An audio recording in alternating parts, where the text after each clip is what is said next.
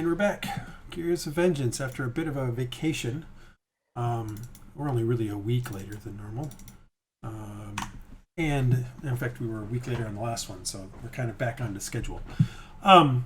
Last time you guys had finished looking through the Goblin Halls, had come back by way of the Ravensthorpe, spent a night there, kind of got a congratulations from the village leader. Mayor is probably not the right word. He's really sheriff maybe, because he's kind of deputized, or he serves at the leisure of the Baron. And then got back into the city where you guys kind of split apart a little bit, with Andal heading over and talking with his contact. Artemis was looking through some of those potions and things you got from some of the items you got from the ruins. Morgoth was basically playing housekeeper to Artemis. I've almost said Dresda. Sealgair had went over and kind of reported back in, and Silva had went and saw her went and stayed with her family after kind of discussing things. You guys all got back together and were about to head off to either talk with the cartographer or sell some of the items you have. So let's get into it and put you inside of 10 of our streets. All right, what do you guys want to do? What are you up to? Hello. And if you have any questions, by all means, fire it off. It's been a few weeks. So I think we. Go ahead. Go ahead. I was just gonna say I want to go to the cartographer, but go right in. We don't have to do that first. This is the first thing. That was my thought too. Yeah. Well, I will, since I literally just watched the end of the last session, I will say that, John, you had mentioned maybe selling the axe first in case the cartographer was going to cost you money. Oh yeah, that's definitely. Now, I thought Silva we had started mentioned it. she has plenty of money as well, but I'm Yeah. just reminding you of sort of what the last end of it was. I will Yeah, also let's go remind sell you first. that Sealgair looks pretty tired, like she didn't sleep very much. It's interesting. Let me paint you a picture of Sealgair here in some sense. In the one sense, she looks more vibrant than you've ever seen her. Like she looks glowing. Like it's no other way to say it. But at the same time, she looks exhausted. It's a really weird dichotomy. Like you can see, her eyes are kind of sunken into her sockets a little bit, sort of the exhaustion kind of look. There's a little bit of bags under her eyes, but at the same time, the color of her skin is more rosy than you've seen it the entire time you've known her. Actually, for the most part, she's looked relatively pale for the most part. So it's kind of a weird thing. And as far as everybody else is going, yeah, everybody else looks the same.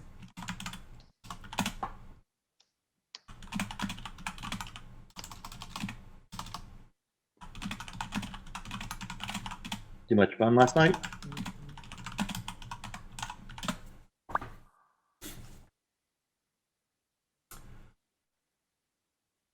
I don't know if Kat's responding.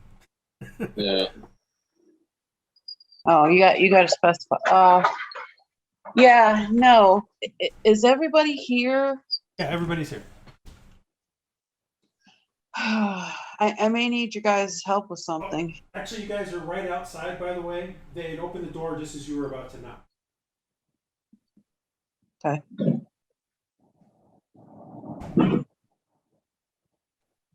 So just FYI. That's more of an FYI than anything else. Hello? Yeah. John, you're on mute.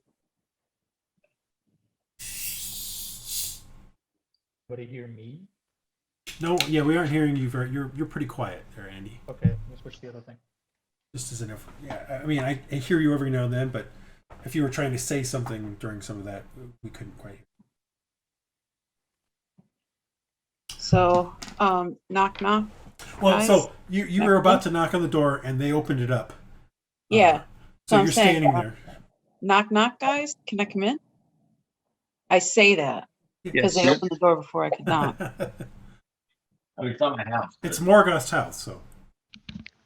Yes. So how do you guys feel about a job that doesn't pay any, but maybe for the good of others? What's the job? It's more of a help mission. That's why I'm asking you. How do you feel about help missions rather than something that's actually going to pay you money? Well, yes, I'm fine with that. Would you have to tell us what are the details of the mission? Yeah, So well, maybe- I may need your help. With what specifically is what I'm trying to get at. You're talking in generalities. I mean specifics. Yeah, I'm sorry. This is just hard for me. This is my life. So I grew up basically raised as an orphan by the church. My parents were killed.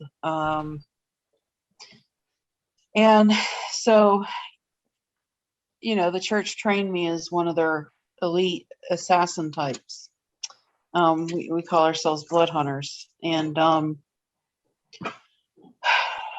don't want to get into it too much right now, but the gist of it is, let her finish, and then we'll talk about it.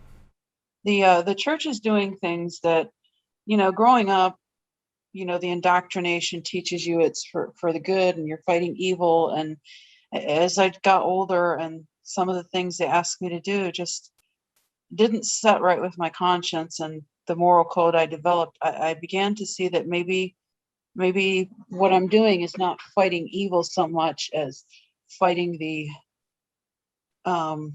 enemies of the church, people who would oppose the church's opposition, I guess, and less to do with fighting good and evil. As a matter of fact, my most recent adventures have put me in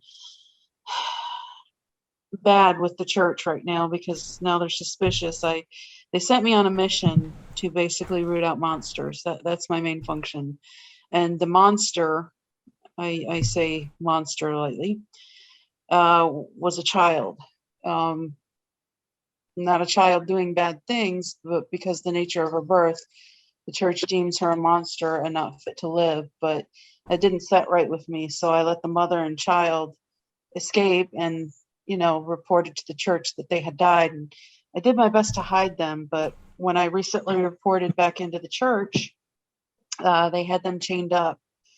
And my punishment is I had to finish the job I was sent to do. I'm not feeling really good about it right now. I tried to do it, tried to get out of it, tried not to do it.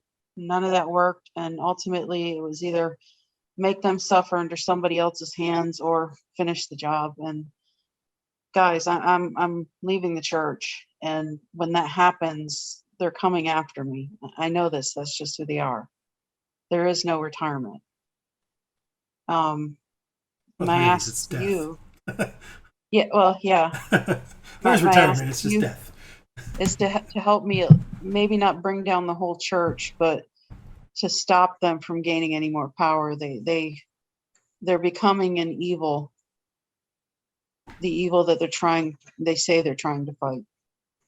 And I just don't know really what to do about that. All right. So, John, to answer your question, give me a knowledge history or a religion check, your choice.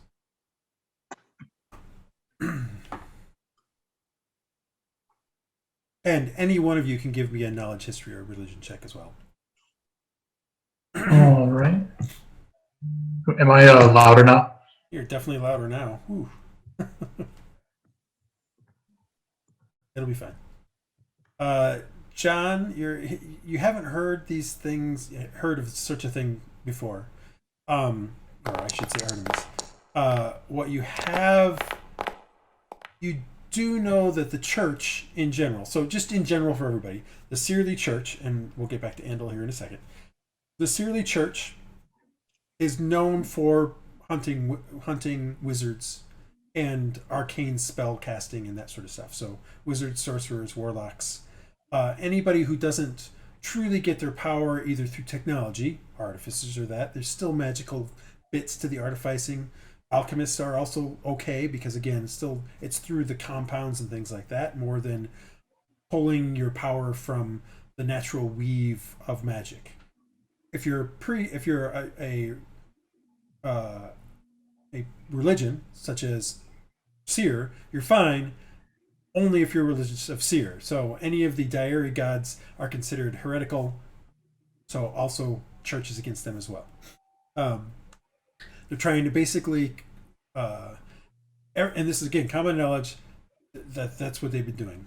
They're trying to become monotheistic with Seer as the one god, with different aspects of him meaning different things. There's the aspect of compassion, aspect of courage, aspect of valor, aspect of mercy and kindness, that sort of stuff. There's various aspects that are, think of them as almost sort of like the apostles or something like that, that sort of thing in some sense.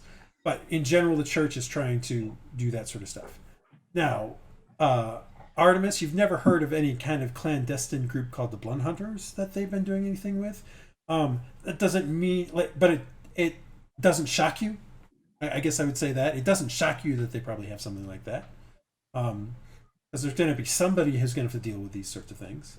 Andal, you definitely have heard of this group in whispers. As part of your kind of dealings around town and with some of the people that you deal with, you know that occasionally some of the underworld figures go missing, and usually it's either attributed to underworld infighting or things like that, or occasionally there will be descriptions of these people that tend to wear mostly dark clothing but wear a golden torque with lion heads that seem to show up, kill any bystanders, and get out of the way. Occasionally a few people will escape. Witnesses will escape, usually not their target. Of all the things you've heard, you know of at least 2 incidents of that in the city, and at least one of those people you knew had extraordinary abilities. In the case of one of them, that person, in the case of the person you do know, that person was able to use shadows to travel. You literally have seen them do it, where they can enter one shadow and exit another one, including like their own shadow. And that person was gotten rid of by one of these people, one of these rumored people. The person before you, Sealgair, is not wearing the torque, but what she describes sort of sounds similar. Silva, you didn't give me a knowledge history roll. I don't know, and Morgoth didn't either, so I don't know if you guys. Religion. I wasn't trying to. Yeah, okay. Religion also would work. Yeah, so yeah, I mean, in your case, Silva, you've always known that there's a boogeyman out there. You just didn't know what form it took. That's about it. The church is after you because of reasons, but you've never known what form that would take. In theory, what you're hearing now is what that form potentially takes. Gotcha. Okay. I would say that no one is truly shocked that the church might have something like this, though, given all of your guys' background. So, are you looking to just escape? Because I definitely am. I understand fleeing the church, or are you actually asking us to? The church is well established here, and we're kind of here. What? Do you know how to disguise yourself? Is there something else? Are you planning to stay here? No, I plan to defect as best I can. But when I do that, I will become a target.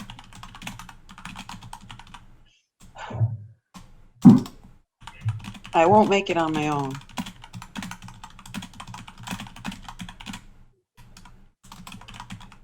But I don't mind Not helping. on your own. Then. True. So I've got a little time, probably about 2 weeks before they require me to check in. I may be able to delay it by a couple days if I send some kind of word that I'm hung up with this or that, but pretty much 2 weeks, they're going to expect something.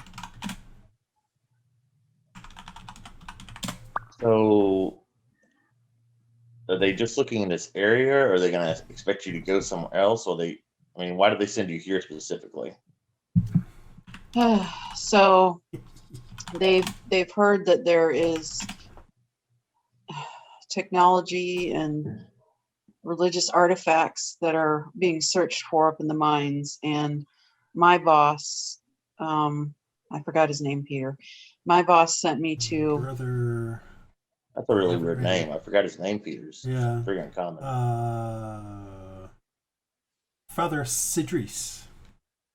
Father Sidris, sent me on this mission to basically find it out. And along the way, some of the intel pointed to you guys as probably maybe not the same intention, but definitely a similar mission to find the technology. So getting in with you guys kind of meshed with what I'm supposed to do, although that's about where the similarities end. I think what we intend to do with those technologies is going to be a different path entirely. Some of the stuff you found, the church definitely considers blasphemous and would make you a target if they find out you have this. So be wary with what you show. What do they know we have? I believe last time, Kat, you didn't tell them. You mentioned a couple of things, but nothing. Like, I don't think you actually told No, I Father really Sidris didn't. about any of the things that were truly heretical. No, I really didn't. I kind of left that out. It was Yeah. sort of a don't ask, don't tell. Yeah, you told him about some things, which he was like, okay, that just bears watching, but not necessarily a couple of things that I've literally told you would be heretical. Right. And I'll let them know that, I kind of withheld some information. I gave them some of what they wanted. And most of what I told them was just watch it. We may need to circle back to that in future. But what's truly blasphemous, and what was that thing? I forgot The rune staff. The rune staff. Which the guys already kind of knew. Remember, they were discussing how to disguise it last time. So they do know that it's already that way, but you're just confirming that to them. Yeah, it's definitely something you want to keep conspicuous, or not conspicuous. You want to keep inconspicuous. I haven't told them about it, and I have no intention of doing so. But if they find it, there was the other thing too, which was the scroll there was a scroll you guys found that was also considered heretical because it was an arcane spell. I mean, technically, as soon as one of the artificers or the alchemist turns it into a formula that they can use with their stuff, and the spell burns up, everything will be, or the scroll burns up, everything will be fine. But in its current form, it's technically heretical. Yeah. So if you're going to use it for something, I suggest you use those spells quickly. I think it was a scroll of Misty Step. But... Yeah, it was Misty Step. Oh. There's another thing I had for you, Kat, which I was going to clarify. Oh, one thing you do know, Kat, is that of all the people you've seen here during your time here, especially the last night and things like that, it's only Father Sidris and 2 other people that you've seen. And they weren't even blood hunters. They were just, in essence, what you would call the guard order of the order's guard. So you don't think that there's actually any other blood hunters here in Tanalvar currently?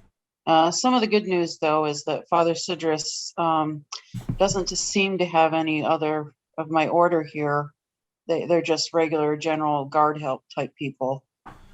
So, that could be in our favor, because I'm definitely, while I am proud of my teaching and my skills, I'm still what they consider along the novice level.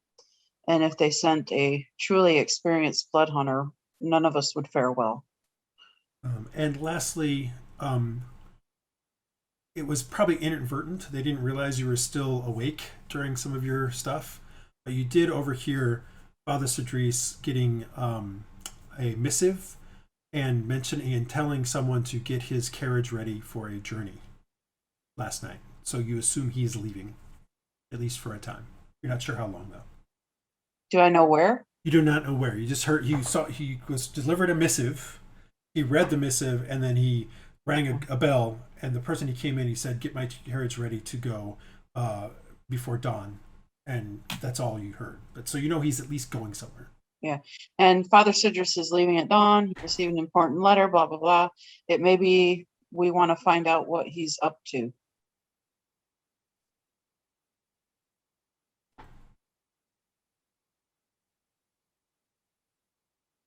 Dead silence. Yeah, that wouldn't be bad. It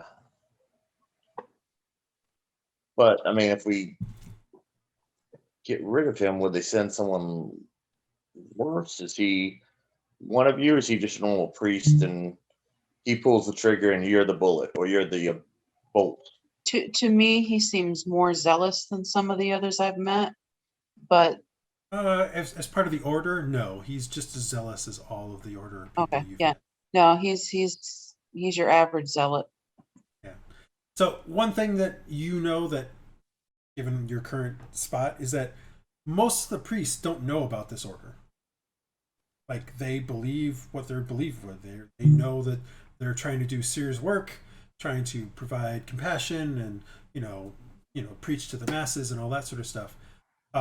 Normally, like, when you go into a place to deal with, like, to report to Father Sidrus, and he greets you, he acts just like any other priests. It's when you're alone that he turns into this different kind of person.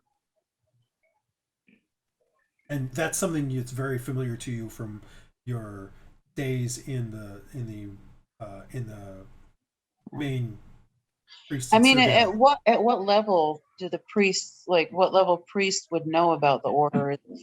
Probably, like the chosen, the high priests definitely know about it, of course, but more than likely none of the priests here in Tanovar know that there's this order. Yeah. I guess an avenue for you is you could potentially try to question some of the other priests that are in the temple to see what they know about anything of what's going on and things like that. It's up to you what you want to do for that. But you do know that most of the foot soldier priests, the typical priests that go to the various flocks and things like that, they don't necessarily preach to the flocks. They don't necessarily know anything about it.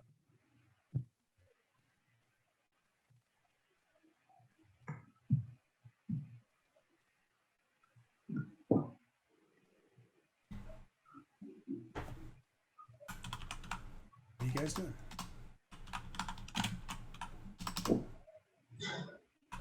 Well, You've proven it. Oh, sorry, go ahead.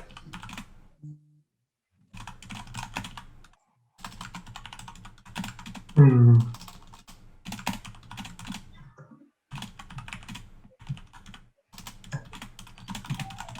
So you prove yourself. What if you bring little trinkets back? At what point would they get impatient and know that you betrayed them? Well, I'm more concerned with when they expect me to start eliminating the opposition, or I mean, I can still continue with the mission and still continue to report back. But at some point, just by my experience with these things, the order will be given to eliminate one or all of you, or somebody else who may not be, not necessarily innocent, but definitely not evil and not deserving of death. I don't want to have to go through that again. And it's going to happen. Not right now, but I want to gain your help now, though. And with that understanding, so that we have time to prepare for this and maybe potentially do something while they still don't suspect me of defecting. They have eyes everywhere. So it's only a matter of time that, even if I am reporting in, some of their eyes will report back to them. I'm already under suspicion.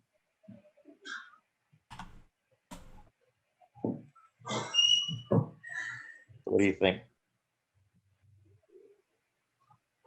Asking the whole party. Well, I mean, how do we know we can trust what she's saying? Well, but I believe her. why would she turn herself in? She didn't have to tell us anything. I mean, Yeah. Just You my can't get words quiet. alone you could use to get me killed. And I will say you too, because now you know. That's fair. No reason That's Okay, Christ felt to a little better distrust before I him. knew that.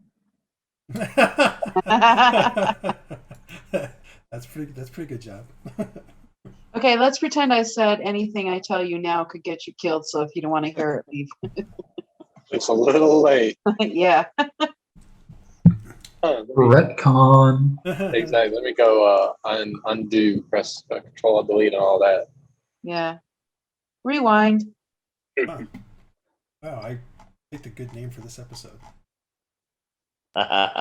No, when I was making the episode up, I titled it Commitments. Well, yeah, definitely. I wasn't expecting Kat to do this today, though, but to be fair. That's great. I love it. Keep going. Yeah. So, if we take out the priest, if he has an accident, then you have some time. But if there are other people here, then they'll get even more suspicious. So it'll be sort of never ending. Well, we can continue with the mission and find the technology and half report our findings, maybe throw a few bones in there and continue the ruse. And this way we could at least have that tie to the church so we know they're, but again, when it comes to the point of having to do, elimination missions again, I don't know that I can do that for the church anymore. And it's going to be a catalyst and they'll figure it out then. So. Well, if we continue to string along until they put out another hit that you have to go do, Yeah. we can I guess- then. Yeah. Well, we have time, it sounds like. That's good. And thank you for letting us know this, because, yeah. Good to know. Yeah. It I definitely agree, that's won't be easy to take Cedrus out. He's too powerful. So So he does have powers on his own. He's not just a bureaucrat. He's someone Yeah. who. yes, he is teacher as well. Yeah, you're correct. He has been teaching you. Yeah. You know that he is definitely one of the order. Okay, that takes that option off the table. And we lost Brian for a moment. But I think we should make best use of the time we do have to make plans and to find out what's going on and maybe uncover some weaknesses that could help us. And if we find, I agree. I definitely think it's a good plan to give them a few trinkets or even a more powerful item that we don't want or don't need to sell. And maybe we come across of someone who is deserving of dying because they're using their magic for bad means, and you can prove yourself that way as well. Yes. Those are my thoughts, and I agree. And it started to be such a good Tuesday. But, well then. Well, it's the 3rd of false, right? So it's technically is kind of a Tuesday. It's not Tuesday. The name is not Tuesday of the day, but you are correct. It is the 3rd day of the month and the 3rd day of the week. So Sunday, Monday, Tuesday. So, yeah, that gives us something to think about. And also, I need to disguise this staff. Does anyone want? We didn't divide our things. Do we want to sell the staff, or I could use it? I don't can't think we use should the sell the scroll. staff. I would recommend hiding the staff rather than selling, because if you sell it and Father Cedrus finds out where it came from, well, we've just run out of time, because I did not tell him about that staff. Okay. Remember last Yeah, time let's you have- talked about trying to find a wooden staff and putting it inside of it. Yeah, that's what I was Yeah. talking about. You could do some steampunky wooden staff, Yeah. something to. And Yeah. Make it that's look very like a possible device. to do. You would probably want to make sure it's the exact same height, so at the very top, because you'll have to touch the staff itself to be able to activate its abilities. Maybe put a couple of perforations in the case so that he could stick his fingers in the hole or you something. just in the end, to actually activate it, you have to have physical touch of it. But how you want to make that happen, just let me know. I think we it would could do be something like that. Yeah, it mean, might be easier to make it discreet if you make a little Yeah. hidey place. In general, what I will probably do is if you say, "Hey, we're going to try to make something for this," then I will have you do some kind of crafting roll with it, and what your role is will be the DC for how well hidden it is. Okay. And you could potentially have a craftsman make it for you instead if you prefer, as well. So what are you guys doing after that bombshell? Okay, breakfast and then money. All right, so you guys, Morgoth has been making breakfast, so you could actually smell it. It was wafting through. You guys were about to leave when she came in the first place, so most of you have already eaten something, but that doesn't mean you don't want to eat more, or maybe drink some more. Breakfast doesn't take too long. I'll do some day drinking. Yeah, breakfast doesn't take too long, and then you are ready to go. Where do you want to go?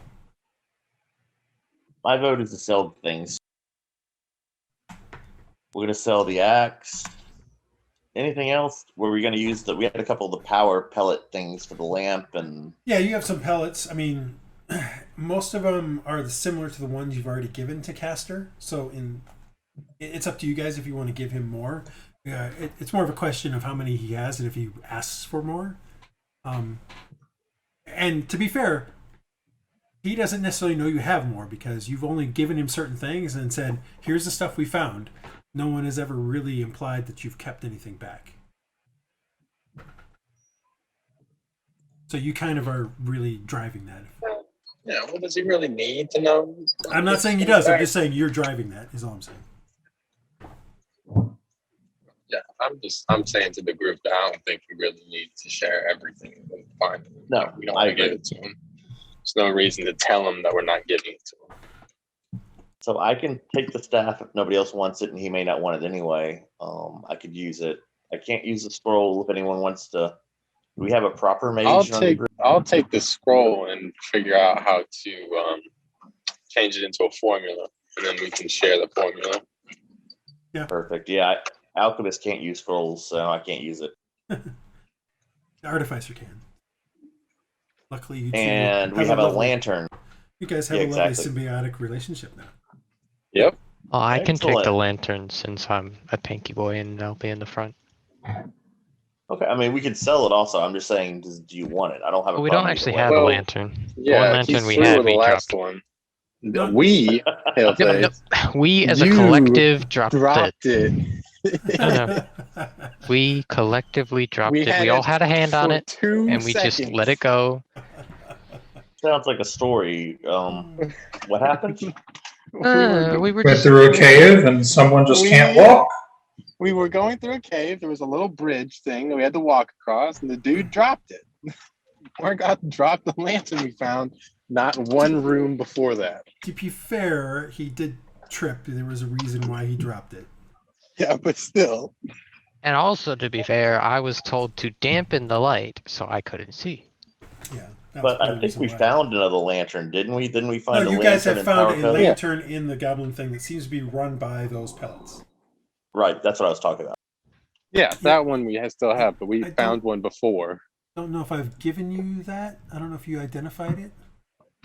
We did. I have it on my list of things because otherwise I wouldn't have known. Okay. Do you remember? Just trying to identify everything. I'm pretty sure I gave. Did I give you a name for it? Oh yeah, here we go. It's the Aether Lantern.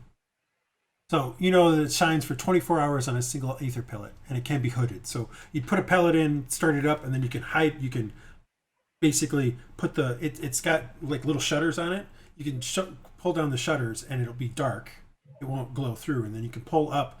Each of the 4 sides has a shutter that you can pull up, so you can have it only go through one side if you want, or you can pull them all up to do a full thing.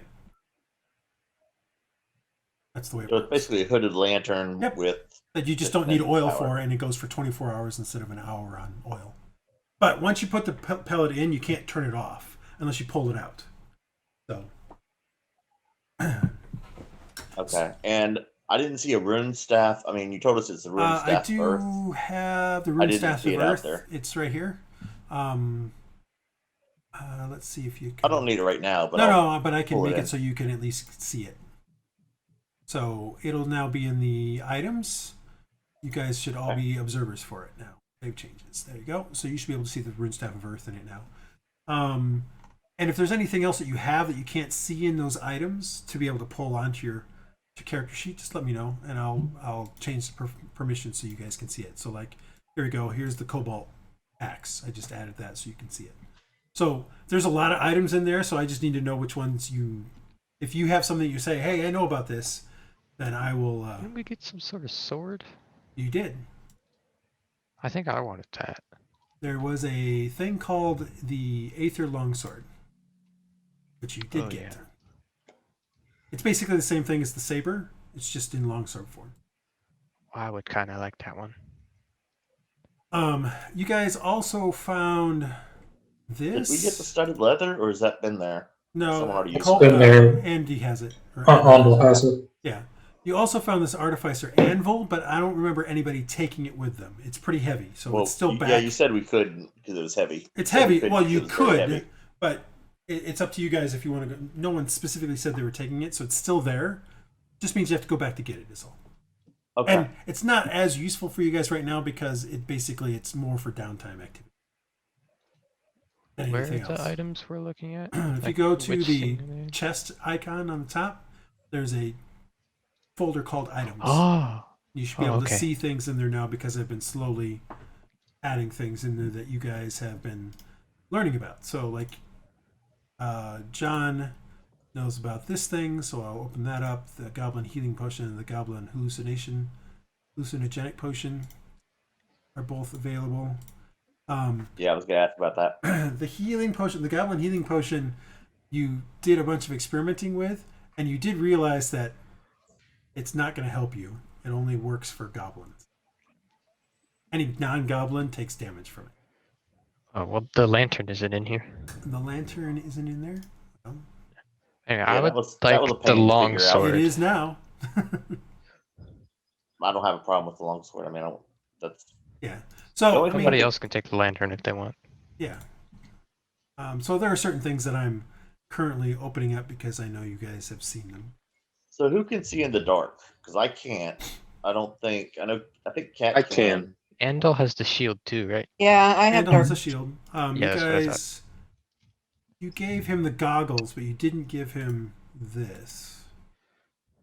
So you guys have this still too. The monocle of magic detection. Oh yeah, that's right. That was I one don't of the things know if you I were knew that. experimenting with when John and Kat first started playing. And yes, you also have this, which is the spell scroll of Misty Step. It's also made available for you guys to view. So just pull it onto who's ever, and we'll go from there. So you guys have breakfast. Where do you want to do So, next? and does someone? Do you want to grab that Perfect. scroll? I think there's a scroll out there. Scroll of I'll Misty grab Step the already. longsword and the lantern. Okay. I Just think pull the it onto your staff. thing. There's only one of them of each of those, so just pull it onto I'll your take sheet. the healing potion, and I'll try to sell them if they want, but I don't think he's gonna want them. Yeah, I mean the hallucinogenic probably is still useful to you because it will work on anything. It just Yeah. kind of confuses things a bit. The healing potion, however, doesn't seem to do anything. As you've discovered it does poison damage instead to you. It seems to be targeted towards goblinoid physiology, chemistry, biochemistry. But it would poison other things too. So It if could I poison threw other it, things, so you could keep it as in essence a poison, kind of a poison bomb. I'm gonna try to replicate them just because I'm curious like that. But Yeah, that's way down the what we road. would do for something like that is you would take some downtime and you do some research on it, and we do Okay. an alchemist check on it after a day of research, and depending on there's a certain level of not DC you have to get to, but you would do an accumulated DC every day. So if you rolled a 5 on the first day, you'd have 5 towards that accumulated. If you rolled a 15 on the first day, you'd have 15 towards that accumulated. And then there's an accumulated DC after which you would know the formula to do it. Oh, that's good. That's good. Yeah, that way you do it until you get it. You don't have to worry about it. Like a 1 doesn't mean you break anything or it's a failure. You just got a 1. So you didn't figure very much stuff out that day. Yeah. Smelled funny. That's what I figured out. Yep. All right. So let's go sell All right, so you Do you have guys are anything headed else to other casters, than the correct? axe? That's my vote. But we could also do the map. I was gonna do the map after because, like I said, money. But we could do We could do the map first, and casters. I'm fine doing casters first. No problem. Same.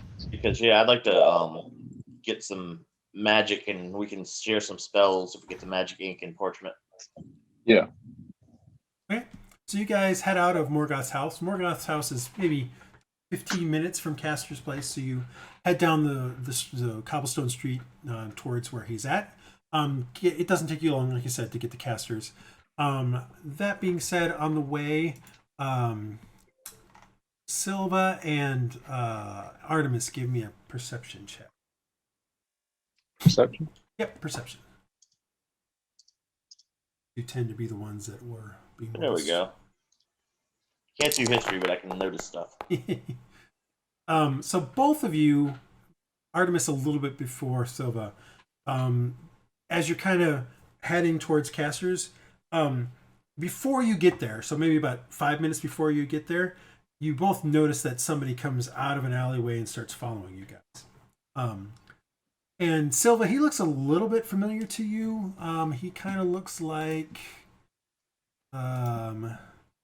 this guy that you've seen before. I just got to find him in the wrong set of stuff. Sorry. He looks a bit like this, which will probably also show. He looks like that. So he does look familiar to you. And it's very clear that he is following you guys. He doesn't seem to be making too. He doesn't seem to be trying to cover it up too much. So do with it what you will. He doesn't seem to stop you though either. Does he look like one of those guys that was following us? No, he does not. He does not look like one of the two guys. Remember, the two guys before were this really tall guy, and a shorter guy. This guy looks. He looks familiar, but you don't 100% remember who he is. Is he the one from the time where we were running? Is he the one that dropped the roof on us? Possibly. I'm gonna whisper quietly to the group, guys. We have a tail. And I'll try and subtly You're motion. 6 o'clock. He's behind you guys, so he's behind you guys, maybe 100 feet. You have a back. tail. We have a tail. 100 feet back. If you pointed out Morgoth, it's definitely Darwin. You would recognize Darwin.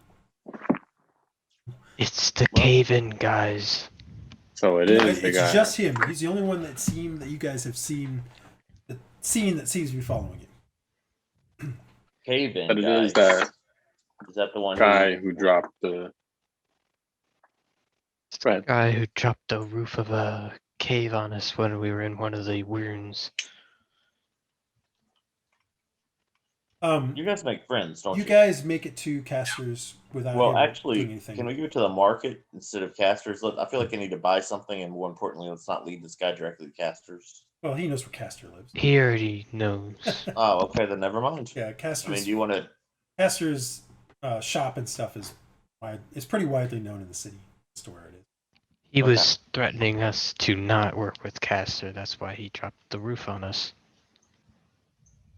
So you want to make sure he knows that? You're still working for him? Yeah, you're still working for him, that kind of thing. Well, I'm just saying it wouldn't matter. He probably yeah, would but- guess So, that we're what do still you guys want to working. do? Like, you notice that you're getting closer and closer to Casters. What do you guys want to do? So I'm gonna peel off and go to the market, and then I'll try to tail the guy a little bit. Or actually, because I don't necessarily want him to know, not that he can't figure it out, but know that I'm working with them if that's the case. All right. So Give me I'll a just go to the deception market. roll. You're going to go to the market, but give me a deception roll. right. What are the rest of you guys doing? I guess I I'm guess- just gonna keep walking. All right, you can continue to Casters is what I'm asking. Yeah. I So- know. Artemis kind of after you had mentioned, after he had seen the person, and you guys started mentioning and discussing sort of stuff, he had already been kind of drifting away from you guys and sort of throwing his voice to speak to you as he's been doing it. So at a certain point, he just kind of cuts off and starts heading towards the docks, towards the fish and the meat markets. And I keep that's forgetting pretty... I'm the wrong damn character. What? I don't have stealth. I keep forgetting I don't have a lot of stealth in this character. No, but this is not stealthy. This is just you trying to make it look like... This is you trying to make it look like you weren't really associated with them. That's why I wanted deception. Okay. That's all. You weren't being stealthy about it. You were just trying to make it look like they were just happened to be going in the same direction as you. But it means I'm not going to try to follow him because, again, I was thinking of... Well, so you kind of go that way, and they continue on, and every now and then you look back, and you see the guy continues to follow them. Okay. Does anyone seem to follow me? Nope. I mean, not him, but another... Not that you've noticed so far, but you can give me another perception roll if you'd like. Yes. Okay. You don't notice anyone else following you or going with him or, even kind of seeming like they're associated around him. So maybe it's just him. It seems like it's just him, given your perception. Okay. The rest of you get to casters. What do you guys want to do? Walk in. All right, so you guys head into casters. I have changed to a different... You knock on the door, and you hear a, yes, come in. And I've changed to a different thing for him. So this is now Caster's Workshop, study, whatever you want to call it. Coming inside of Caster's, you find him sitting behind a desk, looking over... He's still working on that bolter. I mean, it's been, about 2 weeks... And he's still looking through the bolter. Although this time it looks like he's taking some of... You can see that gem that you guys had sold him, the crystal. It looks like he has sliced some of it, and he's putting it back. He's putting the new stuff into it because you can see the old one shattered on the table. Remember, the last time you guys were here, he had broken it and then bought the thing off of you. And that was 3 or 4 days ago. It wasn't that long ago. And so it looks like during that time he's figured out how to cut the crystal maybe in the correct way for this thing to work. And he looks up as you come in and says, you're here. Did you find anything else?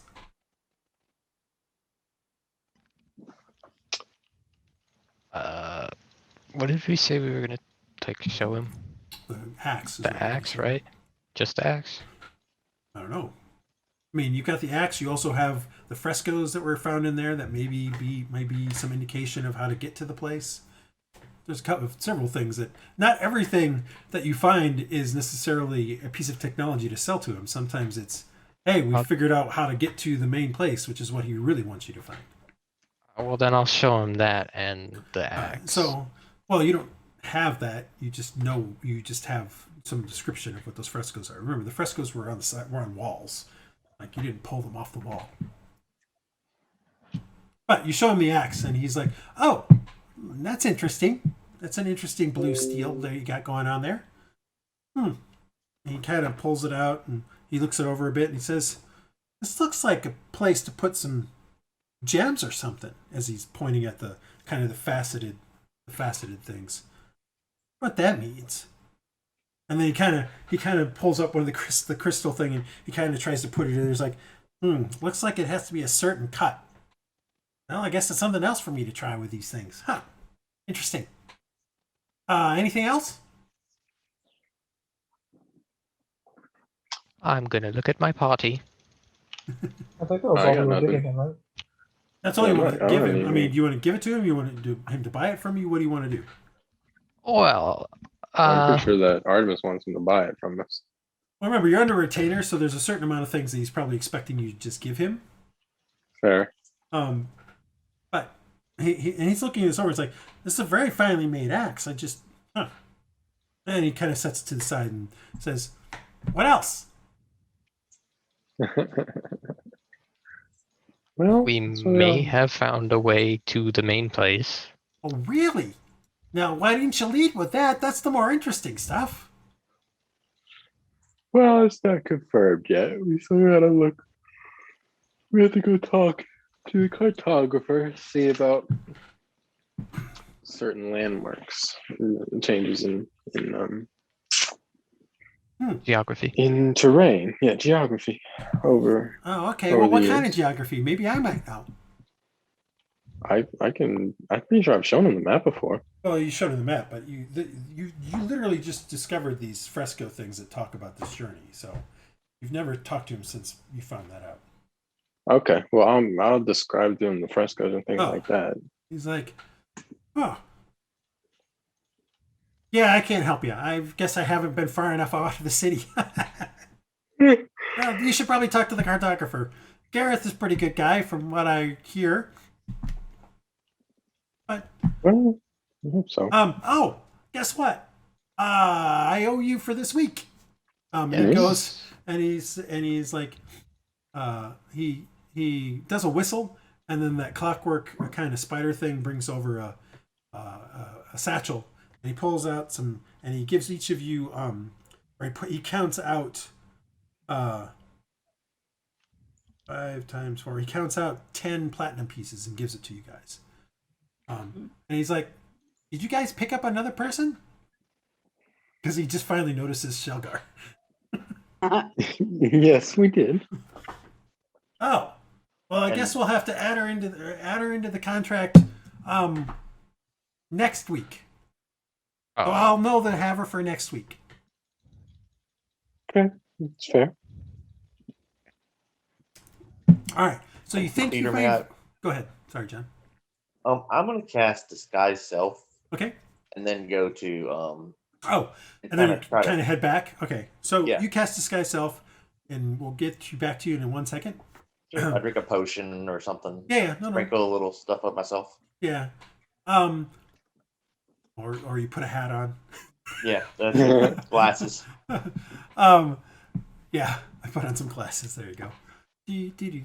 Anyway, that's as much as I can do. Otherwise, I'll get copyrighted. So he's like, so you think you found where it might be? You Yes, think it's you Yeah. found where possibility. Del Torak could be? Uh-huh. All right, when are you planning on going? Once we've Well, spoken to the after we- cartographer. Yeah. Well, once you talk to him, come back here, and we'll set up an expedition. I'm going with you on that one. Okay. All right. I want to go see it. Fair enough. You're the boss.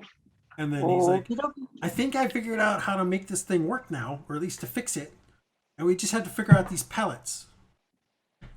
Making the pellets, that's the key. I don't know how to make them yet. I've tried many different things, and they're somehow taking magic out of thin air and turning it into a physical object. I don't know how they're doing it yet. I have some ideas, but none of them have been panning out. So we need some books or something from, or even some of their equipment that does this from the main place, and then we're in business. Because then I can make more of these things. That I'm pretty sure of, and I'm sure I could sell these pretty well. All right, be gone. Go find the cartographer. Figure out where to go. This is very exciting. You can see him almost vibrating. We're talking to you too, Caster. Oh, it's always good to talk to you guys. It's just we're getting close. We're finally getting close. This is so cool. And he starts writing in his journal a little bit, and then he looks at the axe again and he says, I don't think this is one of the Aether Tech things, so if you want to have it back, you can have it. As you kind of head towards I'm the gonna door. take it back then. You're gonna take it? Alright. Yeah. So you have the Cobalt Axe. Like I pointed out before with the Cobalt Axe, it's not magical, at least it doesn't seem to be magical. Detect magic doesn't show anything, but it does act like a magical weapon, like a +1 magical weapon. So when you attack with it, it's got a +1 to hit and +1 to damage. But it's not considered magical, so it's not magical damage, from what you can tell. Should I drag it into my inventory? You want- Okay, I'll do It that. should be on your thing. It should be available for you to have. Yeah. All right, so you guys Yeah, head out the it is. door. John, before Yes. they're still having the conversation, you come back up and you see that that Darwin guy, the guy they had pointed out, that you had pointed out, is literally sitting at a table, watching the place. He seems to be waiting. That's what he seems to be doing. How did you disguise yourself? What are you looking like? Sorry, it's the real question I'm asking. Let me see exactly what I can do.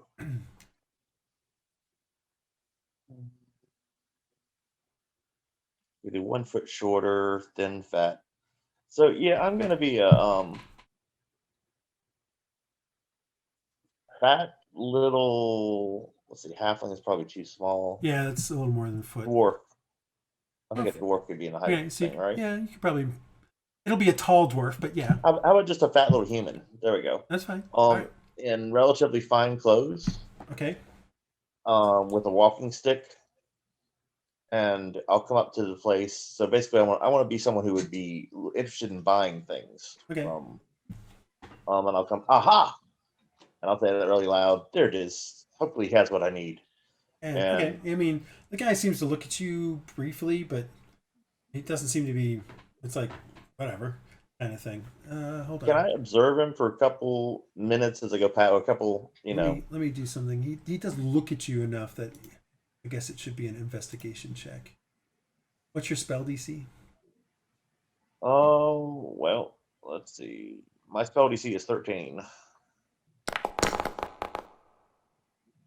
Yeah, he kind of looks at you and seems to dismiss you.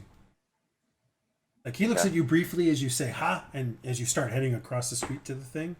But he kind of he shrugs his shoulders. He just looks at you for a little bit. You head across. He seems to like. You get the feeling that you're inconsequential to him. He doesn't know who you are. He doesn't care. That's fine. You use your staff to rap on the door just as just a little bit before. You rap on the door as Morgoth is going over and getting the axe from Castor. Okay. Then they kind of Castor's like, "Who is it?"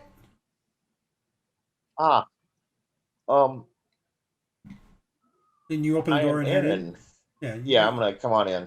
All right, you open the door and head on in. Aaron Cook. What is your DC? Your spell save DC? My spell save DC is 13. Okay, so let's see if any of the PCs have an investigation. Other than you're not looking at it. Yeah, I'm not looking at myself. Yeah, you're not looking at yourself.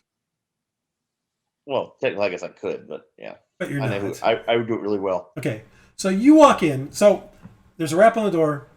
This guy, this sort of rotundish shorter guy walks in. But Sealgair and Morgoth, a shortish rotund guy, walks in. Silva and Andal, Artemis walks in. Like you can see, there's something odd about his clothing and stuff, and like there's sort of like a blurring effect on him, kind of thing. But it's very clearly him. Turns out Andal and Silva have passive investigations above a 13. Wow. So. Yeah, we're just too freaking good, man. So... Get destroyed! Yeah, according to the thing, anybody that... well, technically it says you can use an action to inspect your experience. Take an action. And it's investigation and checking at your spell DC. I mean, I reveal myself anyway, but yeah, it's not really as good a spell. It's an okay spell. I mean, it's not... Most people are not going to have a passive investigation of 14 and 15. That's pretty damn high. Yeah, that's true. Heck, I think even yours is like a... Yours is a 15, so yours is up there too. So, and the caster says, "Yes, can I help you?" And then I think even his might be high enough. Yeah, I would think his because he's an artificer. Of course, I don't have any of his stats because I never felt a need to have them. So he's like, "Can I help you?" He just he briefly looks at you and then goes back to some of what he's doing. I'll shut the door behind me. Yeah, you shut the door. And it probably shuts on its own, right? Doesn't he have like a little droid or something? Yeah, I mean, the door shuts. At that point, you let the spell drop, I assume? Actually, I'm going to leave it up, but because I use the spell slots, I might as well. Yeah, it's up for an hour, so. So, I am Artemis. You hired me earlier. What? You don't look like him. You're. Oh. Yes, yeah. I changed my appearance Well, because why? we have a gentleman who's been following us. He's sitting outside, Okay. and Well, I I guess that was decided a good to. idea then. Well, he's still out there. Okay. Well, you want me to go out and shoo him away? No, I just didn't know if you knew him or anything like that. I'm new to the party, but I understand we had some run-ins with him earlier, Okay. looking to the rest of the party. I'll well, whatever you guys want to do. I mean, I just want you guys to find Del Tarak. So whatever we need to do that's what I want. So you don't know who this guy is? I don't know. I'd have to go out and look at him. Can you describe him? Yeah, I will. Okay, so you describe it to him, and he's like, I don't know who that is. Okay. Well then, he seems to be by himself, but I thought it'd be best to kind of follow along and see if I could find anything. I assume everyone told you everything. The axe. Oh yeah. The axe is You don't want the not axe? magical. I mean, it looks like there's a gem or something that's supposed to go in those holes, but I mean, I would have to make one, but for now it's okay. You guys can have it for now. Okay, and you It's a told him. well-made axe. Oh, excellent. And so yeah, we found some art that might help us. Yeah. That's the thing I'm more interested in. Get your cartographer, and when you found out what he has to say, and start mounting the expedition, come back here. I'm going with. You want to come with us? Yeah, I want to see it. Looking and talks. Okay. I mean, obviously it's you. I just I don't know how dangerous it'll be. So they've already had a cave dropped on them. So. Oh, we'll see. Okay. I mean, I do know how to do a few things. Oh, I'm sure. No, I'm sure you're more competent than myself, but it's always good to make sure the person who pays my bills is alive. That's very prudent of you. Now you're making me think about it again. Well, either way, get back here once you found out more. Okay. All revoir. right, so I'm gonna go He out goes back to separately. doing stuff. All right, Guys, where do you want to meet? Just because I don't want to waste the spell. I've still got an hour on it, so I've probably got like 45 minutes. Yeah, you so. got about 45, 50 minutes maybe. Well, I'll stay here and I think- pretend to have bought something, and then if he costs you, I can kind of come out, or I'll Yeah, follow. I mean, I think our work is pretty cut out for us. We just go to cartographer next. Okay. Well, I'll meet you guys there if you want to go ahead and does That's the anyone want the plan. axe? Because I could certainly use the axe. I think that besides Morgoth, no one else is really gonna use an axe. Yeah, Well, I could use it. This is not a hand axe. This is a battle axe. Just as an Yeah, FYI. it's I want to use finesse weapons. Silva is gonna shoot people in the face. Sealgair does hand crossbow stuff. Okay, we'll talk about it later because I can use it as a barbarian, but Yep. I hadn't thought about. We'll just discuss that. I mean, if because he doesn't want it, it looks like we might be able to empower it in some way. Maybe we could. I Actually, forget I'll ask, the axe. The axe wasn't something that was supposed to be blasphemous, right? It's just No, a really it's cool just axe. it's made out of an interesting metal. It's like a bluish steel. Yeah, but it's not like And he even like Castor even mentioned this is he even literally said this is made from cobalt steel when he was looking it over, and he said it's finely made. It's a nice axe, and that's why I'm saying it's literally the equivalent of a +1 battle axe. It's just the magic type isn't magical. It's just regular slashing. yeah, which or is, whatever it is. again, I could use a battle axe, Yeah. but we could. do you know If we anyone? wanted I'll to ask figure out. Castor. Sorry. Oh, Oh, I'm you sorry. guys are still here. What do you need? I was looking perhaps for armor. This seems to be a little more adventuresome than I thought. So, do you know of a good place to get armor? Or do you have an extra? What kind of armor are you looking for? I mean, it's not my forte, but could probably go to maybe. Well, there is an armor down over by Dartok's Goods. It's on the north side of the river. It's just you cross over the river here. Just go out my door, cross over the river, head to the north side. Remember, on the north side of the river, there's that sort of smallish town that's slowly building up. There's Dartok's Goods there. Next to him is an armory. I can't remember the name of it though. They might have some stuff, but if you're looking for like leather or something like that, you might want to go into the merchant district. There's a tailor in there who can make some pretty good stuff. Yeah, I was looking for like a chain shirt or. Well, then that's the guy you want to see is over next to Dartox. He'll have some stuff. Okay. So I can save a spell slot instead of mage armor all the time. It's up to you. All right. Now, hurry up. So I'm gonna look around the shop while you guys. So the rest of you head out, and you're gonna head to the merchant district to see the cartographer. Is that what I am understanding? Yeah. Yes. Okay. I was going to suggest if we wanted to see what type of maybe like I don't know. I guess Castor was kind of vague about what would go in the slot he sees on the. He said he said it looks like a gem might go into there. That's what he said. Yeah, so like I was thinking because it's a gem type thing, maybe a jeweler would know something that could go there. But well, remember there's a jeweler up there in the merchant district. Yeah, as that's well, what I was saying. We're also next would to be going there, Deuce's. so like maybe we could ask. That's why I was asking if it was supposed to be something that the church would dislike, because I don't want to get. No, I mean as of right people now, murdered. it looks just like a really nice weapon with some runes on it. That's about it. It Okay, looks like yeah. anything an artificer might have made. It's just it's got these strange gem-like indentations, like they're faceted indentations about the size of a not a small gem but a medium-sized gem. They're about that size. Had we found with the axe runes with anything? with runes around those indentations. Yeah. When we You called didn't when find anything Shelgar, with it. It was just yeah, the axe. it was just the axe on the floor. Mhm. Okay. So you guys head out and then immediately take a right turn and start heading south towards the merchant district. It doesn't take long, but Darvin seems to follow you. Like he waits a little bit. Does anybody even look at him as you come out?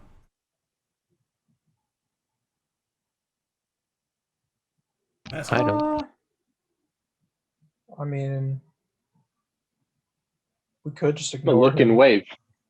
All right. Well, I Yeah, mean, we As could we're wave walking out. at I'm him. just gonna, Silva comes I'm out, gonna looks, look, and wave, waves, and keep going. and when you wave, he just nods at you. That's all he Yep. does. And I'm you okay. guys start heading. I guess he south. doesn't feel cowed by you waving at him. You guys start heading south, and after maybe after about you guys get about 100 foot away from him, he gets up and starts following after you. All right. I mean, I'm gonna just keep an eye on him, but I mean, do we want to try to lose him? I don't really feel the need. Is he doing something? He's just He following you knows. so far. He knows we know he's following, so I don't think at this point we really need to worry But about does him. he too know much. that we know that he knows? Well, you waved at him and he nodded back. Literally clearly just he waved at knows him. That he's there. You guys are really nice to someone who tried to drop a cave on you. All right, you guys are The heading city. south. You can't towards the you can't just cartographers, commit random murder in the city. which is very Exactly. Yeah. Got to be polite. true. All right, so you guys continue heading out.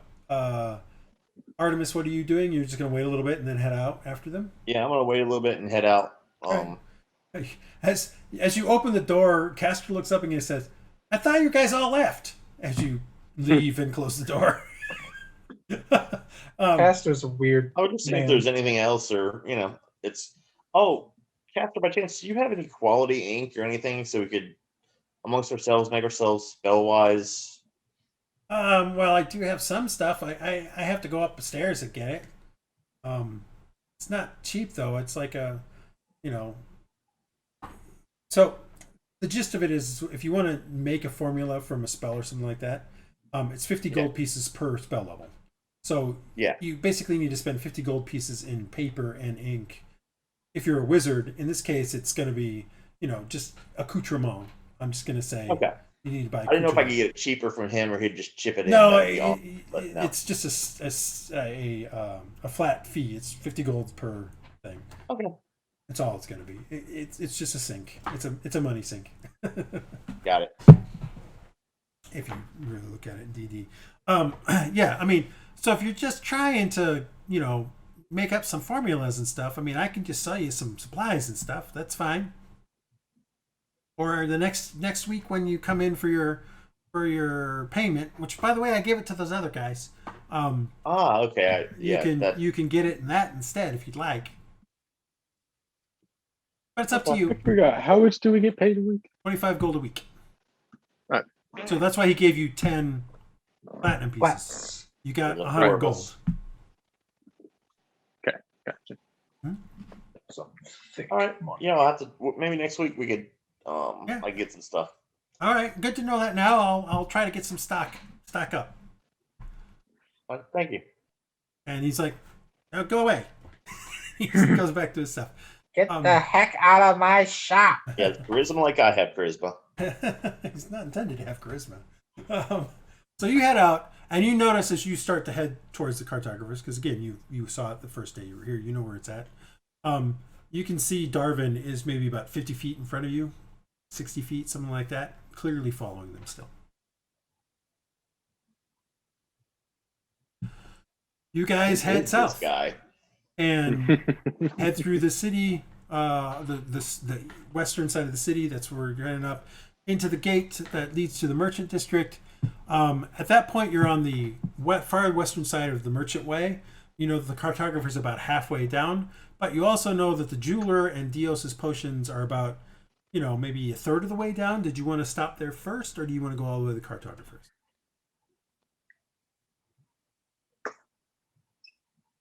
Maskin. Well, I'm sorry. Repeat that. He was just asking if you want. There's a potion guy that we've gone to a couple times. Yeah. Well, And no, then there's we had the been- jeweler is right next to Dios's potions. Mhm. And you had mentioned trying to see if the jeweler might have any idea about the axe. Do you want Yeah. to stop there first, or do you want to go to the cartographer first?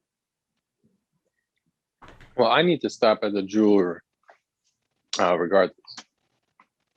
I think I since need it's to get along the another- way, we will stop at the jeweler first. I need to buy a new gem worth 100 gold pieces so I can That's make a true. homunculus. And I was gonna meet them at the cartographer, so I'll go to the cartographer. Although, I mean, as you come around through the gate, you can see them heading into a shop. Note for Sealgair, this is the shop where you bought the ring. And you're muted if you're trying to say anything. So this is also when you were following them. This is a shop that they went into where they were talking to the proprietor about guard duty. You head in, and again, the woman is behind the counter. Same woman, long kind of whitish hair. And she looks up and she's like, "You guys look familiar. What can I do for you?" Do they have like any gems like on display or something like that? Yeah, I Or- mean, most of them are in settings and things like that, but you could everything that's on display is in a setting. So it's either in a ring or in a diadem, or it's a pendant or earrings or something like that. Nothing. There's no loose gem, so to speak. Well, which is can kind I like describe a gem that I would know to be 100 gold pieces? Because I don't want to just say, "Hey, give me 100 gold piece worth of I mean, gold, worth of gem." you can go and say, "Hey, I'm looking for a gem of such and such a size and such a carat." Yes. Okay, yeah, I'd like to do that. Just get one that's a little bit over This 100, is- so I'm in a comfortable range. So you don't need it put in a setting or anything. Is that correct? Just looking for the No, raw I do not. gem. Yes. Does it need to be Absolutely. cut? No. No. Okay. She says, "Well, I have a few in the back. I have a jade and I have a ruby. Which would you prefer?" The ruby. that if fit you don't those mind. that fits that specifications. Yeah. All right. The ruby, please. All right. Give me 1 second. She heads in the back. Now, all the cases and things on here look to be locked, FYI. So just Yeah. But she heads in the back, and after a moment, she comes back out front, and she lays down a ruby that's maybe about 1.5 inches by about 3/4 of an inch, maybe about 1/2 inch in depth. She sets it on a pillow and says, "Is this what you're looking for?" Yeah. Does it look? It looks good. I'm sure. We could appraise it with an intelligence check if you Yeah, like. please. Yes. Why is my thing not typing? Sorry. It's an intelligence, just straight up intelligence? Yeah, there's no appraisal thing, just an intelligence. Wow, I did not do very good. It looks About right. If anything, it probably looks more than it should. To you, it looks like it's probably worth more, well more than maybe 150 gold. Yeah, probably. Well, I'll pay All 100. right. She says, for this particular piece, it's 125 gold.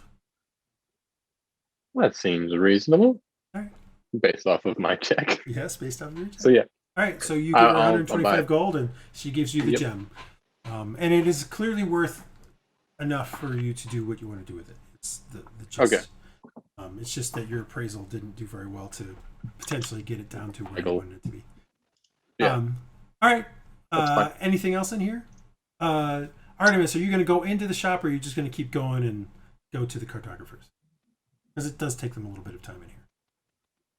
Yeah, I'm just going to cartographers. Okay, so you head down and just wait outside the cartographers. Is the gentleman still following them? He just waits outside the jewelry shop? He's across the street, waiting across the street from the store.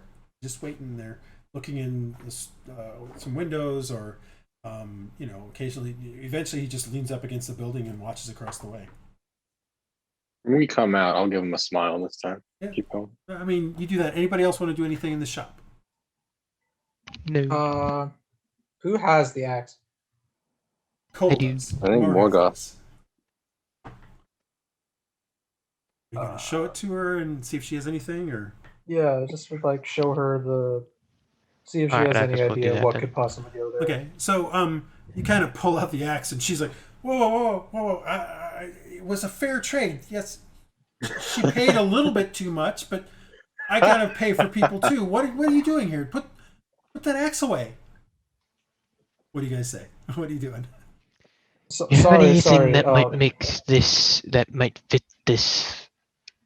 So you point at the faceted stuff in the metal. She's like, "Oh, kind of bring it a little closer," and she pulls out like a sort of an eyeglass, Spectacle. and you set it down on the counter, and she looks at it through the eyeglass, and she says, "Well, this is a particular type of cut, what I would call a rounded disc cut," and so she like pulls out a gem from underneath the thing. It's not the size that would fit in the thing. It's much smaller, but she sets it on the pillow next to it, and you can see it's a thinner cut, but it's rounded. Like, I mean, it's faceted, but it's a rounded facet. She says it's kind of like this. I don't have any gems of this size, however, that would fit in here. And I don't know what the runes would do if there was such a thing in there. I've never seen anything like this. But yes, it would be this type of cut. And you flip the thing over, it's like, oh yes, both sides. It'd be this type of cut. But I have no idea what this would do. Do you know anybody who might sell some enchanted gems that would fit? I mean, only artificers would do that sort of thing. I mean, I do have a couple of amulets that do have some enchantment on them from a few of the neighboring artificers, but that is all I have. I don't have anything that would fit in this. Okay. You also get a feeling like she's uncomfortable with your question a little bit, Silva. You said what? I said she's uncomfortable with Shelgar's question. I'm sorry. Oh, I said Silva because I was looking at your last roll without. It's Shelgar's question. She's a little uncomfortable. Thank you for. All we wanted to know was what sort of thing could maybe fit in it to begin with. So well, we're not trying to would get say. you to I mean, make anything. it's the size of that gem would maybe. Like, I could make you a gem for that size, but it would probably cost somewhere in the neighborhood of 500 gold, maybe up to 1,000.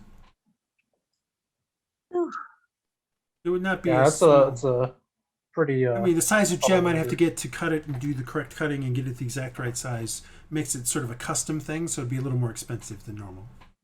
That would clean us out. I'm just We were just curious what you thought would fit in it. And like fair what enough. kind of thing Fair it would be, enough. so. If you ever decide that you would like to have one made, I can certainly do so. I'll thank her, and then I think we'll Okay, get going. I think that's all we came here for. So you guys head out. Silva, what I will say is that you have a pretty good idea why she was a little uncomfortable with that question. Most enchanting of gems usually implies a wizard of some sort. Yeah, that's what I was thinking. Artificers, there are very few artificers that work in gems and that sort of stuff. Okay. In Gems. the Sealgair Kingdom. So that's probably why she's a little uncomfortable. Like the fact that she even admitted that she had a couple amulets in the back with It's kind of not gems great. on it, yeah, was probably a little more than she intended to reveal. All right, so you guys head out. Okay. Darvin is right across the way. You smile at him. He just nods right back at you again, and you guys head down. Peter, I do want to do something while they're in there. Yeah. So I'm gonna go up to Darvin, to the gentleman. Huh? Good day, sir. He's like, "Do I know you?" I gotta remember his voice. Do I know No. you? No, but I happen to notice you outside of the Oh yeah, you're that Artificer's fat dude. lab. I'm sorry? You're that fat dude. What'd you get? I didn't get anything. His prices were a bit much. I'm looking for a special kind of gun, something flashy Oh, then for my nephew. You should go to Martek's Arms Emporium. You'll find everything you need. That's what I was hoping, because I thought you might know of a good place to go around. So, so he has better prices. Maybe he's better, more quality equipment. So the prices better fit the quality of the equipment. That's probably the best. And he has to be more personable, because I'll be honest, that gentleman was, well. Oh, he's a really good guy. I mean, he doesn't make so much stuff. He doesn't make the stuff as much anymore. He's got journeyman artificers that do most of that stuff these days, and blacksmiths and things. But they're all from his designs. Very good. Well, thank you for your time. Like I said, I'm just new town, and I want to kind of do an investigation, see if he's obviously carrying weapons or anything hidden. I mean, he's definitely got a sword at his hip for sure. Okay. Anything Probably that I notice? Give me an investigation check. I mean, the sword is obvious. It definitely looks like he's probably wearing leatherish armor. I mean, that's also kind of obvious. Maybe a reinforced leather. Oh, you said investigation. Sorry. Yeah, you said you were going to investigate, so you're there looking Yeah, at it, so it's fine. You can just barely make out what looks to be the pommels of two daggers on his left side, on his right side. His left side has the scabbard with the sword, and that's about it. That's all you can see. Okay. So I'm guessing he's a rogue. You're not sure. I mean, just because he has two daggers doesn't mean he's a rogue. But... No, I know, but leather armor and everything else. But that's just my guess. Well, like I said, I could be wrong. With your investigation roll, it looks like it's reinforced in some way. Like okay, so it's not. So it's studded leather, maybe. It's not. Well, it doesn't look like studded leather either, but it looks. I mean, just based on look alone, it looks more rigid than you would expect normal leather armor to be. But it definitely looks like leather. He was sending me to Ragor's. Say again? What place was he sending me to? Martek's. Martek's. Martek's. Was that the place Emporium. that was that the other place mentioned? The weaponry? No, the armorer was near Dartok. Okay. Which is maybe okay. So yeah, I'll go off. Maybe he's working for Martek, or wants to steal some stuff to use from Martek. Okay, that's kind of what I wanted to do. All right. All right, so you start heading down towards the cartographer, and they come out of the jeweler's a little bit later, and start heading down. And at a certain point, you guys all get to the cartographer's. You get there a bit earlier. Right. And I'll go out of the way. I was gonna say, did you want to drop your spell before you get there? Yeah, I'm gonna go out of the way, so I drop my spell when no one's looking, type, down an alley but not a dead end alley. So I could have gone out the other side, but. It's hard to do here in Tanalvar up on this side because, like I said, you're kind of here. Let me bring everybody to here. You're kind of on this street here, so there's really not a dead end out. There's not really a through alley at all. But I mean, you can kind of walk in there. There's a few shops. Yeah, I mean, I'm not saying you can't be inconspicuous. I'm just saying that there's no through alleys. All right, so you do that. and come to the cartographer's sign, the map sign, and the red door. You guys remember the red door. The door is still closed. What do you guys want to do? Knock on the Go door. knock on it. All right. So you knock on the door. And after a moment, you hear a voice from behind it says, "Yes, can I help you?" And the thing slides open. The little viewer door kind of slides open, and you can see a shock of sort of purple hair with some black in it, and some green eyes. Can I help Was you? this the same girl I talked to last time? Yeah, it looks similar. I thought I wrote her name down, but apparently it didn't. Her name was Lily. Yeah, I'll mention to her. Her name's Lily. I talked to her last time, and I'll mention to whoever wants to talk to the cartographer. Who has the best charisma? Who wants to be the face man for a group? I guess is my question. I'm pretty sure I'm the one that's got the best charisma. I don't know if I'm gonna be. Yeah. No, wait. I'm thinking of the other character. I do not have the best It's charisma. not me. There are three of you all with the same charisma. Silva, Andal, and Artemis, you all have the same charisma. The other two I'm used it as a 12? dump stat. That's the highest charisma we got. Is a 12. Wow. Well, Well, we we play it suck. like that, so it shouldn't be surprised. Who wants? Well, I'll let someone who wants to talk. I'm telling you that because I don't want to be that person. My character is not wants to kind of go into the background as much as he can. Yeah, my character will do it. I'll step up. Well, Can I hello help you? there. Hello. What can I do for We're you? looking for the cartographer. My name is Silva. We just need to go over You see her think for a moment. some Say, things with them. I believe, didn't you people come maybe a week? A little longer than that, maybe 10 days ago? Yes, me and the two gentlemen, I'll point to Andal and Yes. Morgoth. Ah, We yes. came looking for him. Ah, well, he is in. Give me a moment. And the thing closes. And you just barely hear maybe slippered feet walk away for a moment.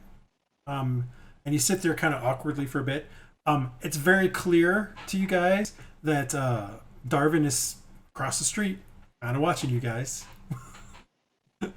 And after a few moments, you hear a ka-chink, ka-chink, ka-chink, ka-chink, ka-chink, ka-chink, and the door comes open, and you see this person.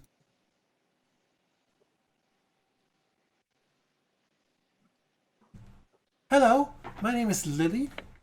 If you would come in this way, my father will see you. Very good. I'll follow her. All right. She I'll holds the go as door well. open as you guys kind of all walk in. She says, "It's interesting that," and she's like, "Didn't you?" As you walk by Artemis, she says, "I believe you also inquired maybe 3 or 4 days ago, 5 days ago, maybe." Yes, our paths have been. My path is intertwined with these Oh, people, so we're Hmm. hoping your Interesting. father can help us. It's always a pleasure to see you again.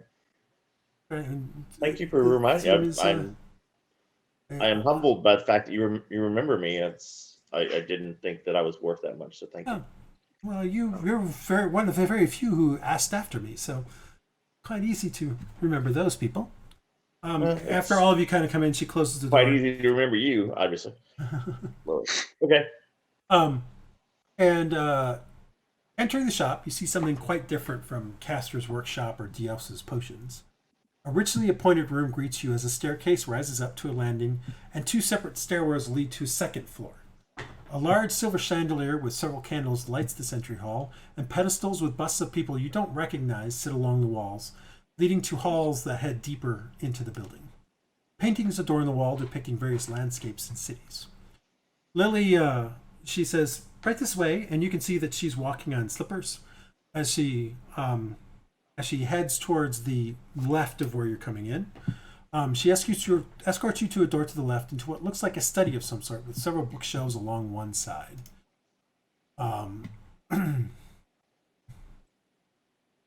Oh crap, I didn't set this up correctly.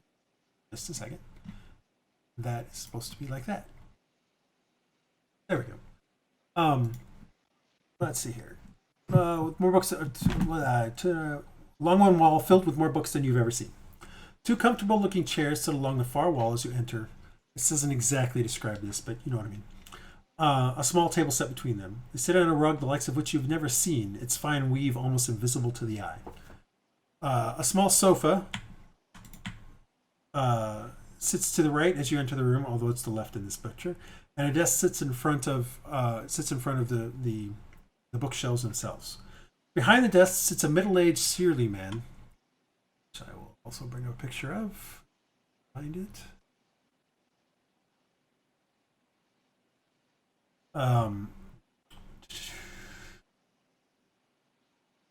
Sorry, I missed something. Gorgeous maps adorn the walls depicting much of the Nairvine archipelago, and several large sheets of parchment and vellum are scattered about the desk depicting maps in progress. Behind the desk sits a middle-aged Sealgair man with graying black hair and piercing black eyes.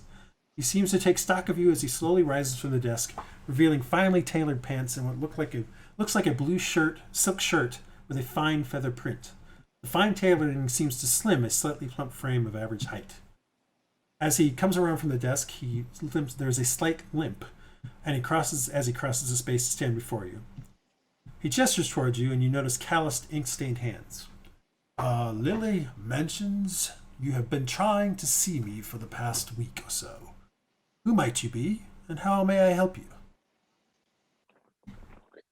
Well, I'm Silva. This is Morgoth, Pleased to Andal, meet you, Artemis, Silva. and My name is Gareth. well, Gareth. We've been trying. Actually, it's Garth. I'm sorry. It's Garth, not Gareth. Garth. We've been trying to holler at you because we need your expertise on the changing of the landscape from this old, very ancient map we have to what it is nowadays. So we can try to figure out where everything is actually on the map, and I'll bring out the old map. Okay. He's like, oh, I see. Here, may I take a look? He pulls out some spectacles that he puts on as you hand over By the all map. means. And he kind of goes back around the desk and sits down on the desk and puts your map down, and he looks over for a bit. And after a moment, you hear him say, well, this is a bit crude, but this looks like some of the western bits, a little bit west of Tanovar, correct? Maybe a little bit north over on this side here. Yes. I've never known for there to be things in these particular areas, but I have not been tasked with going quite so far to the west by the Baron at this point in time. What led you to these particular points of interest? Oh, we've been tasked with searching around, looking around by why can't the caster? Caster, right? I don't know a caster, but whatever. Means or minds. It's a rather crude map, but it's functional. What did you need from me?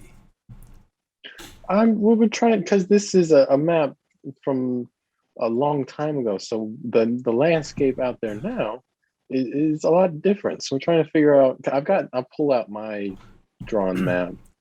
Right. I started crudely sketching in some areas as a reference, but we're still trying to figure out, just trying to fill in the rest. I see. Oh, and now you give him your map. So what we had before was the map that you had kind of remade from the map table. All right. He looks at the two and he says, well, I mean, the landscape has definitely changed over the past 2,000-3,000 years, I would assume. I'm more about doing the current situation of things. But, I mean, many landmarks tend to stay the same. For instance, if you look to the west, if you head far enough, if you head to the... I should say, if you're flying in a skyship and you look to the west, you will notice a series of mountains that looks like a claw from a dragon. Okay. Those, I'm sure, have not changed in probably centuries. They might have changed a little bit, but not a lot. But, I mean, that sort of thing, those sorts of mountains don't change that quickly. But the gullies and things around where the rivers run, where the spring melts and things like that, those tend to change much more quickly. And You know, there was an earthquake a couple of months back. I'm sure that changed some of the landscape as well. Oh yes, probably. But those are the typical things that are So, going to change now. Most of these landmarks that you have between your two maps are probably mostly the same from before.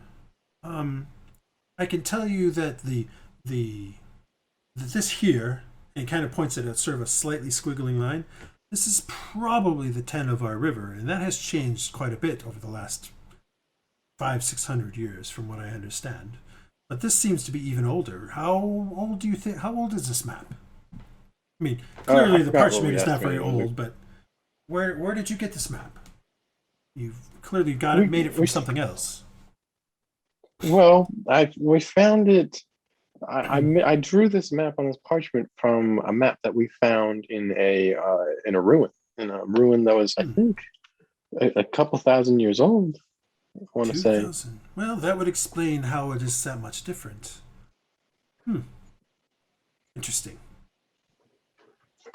Huh. I wouldn't mind knowing where this is, and maybe we can learn more from this map that you say you got this from.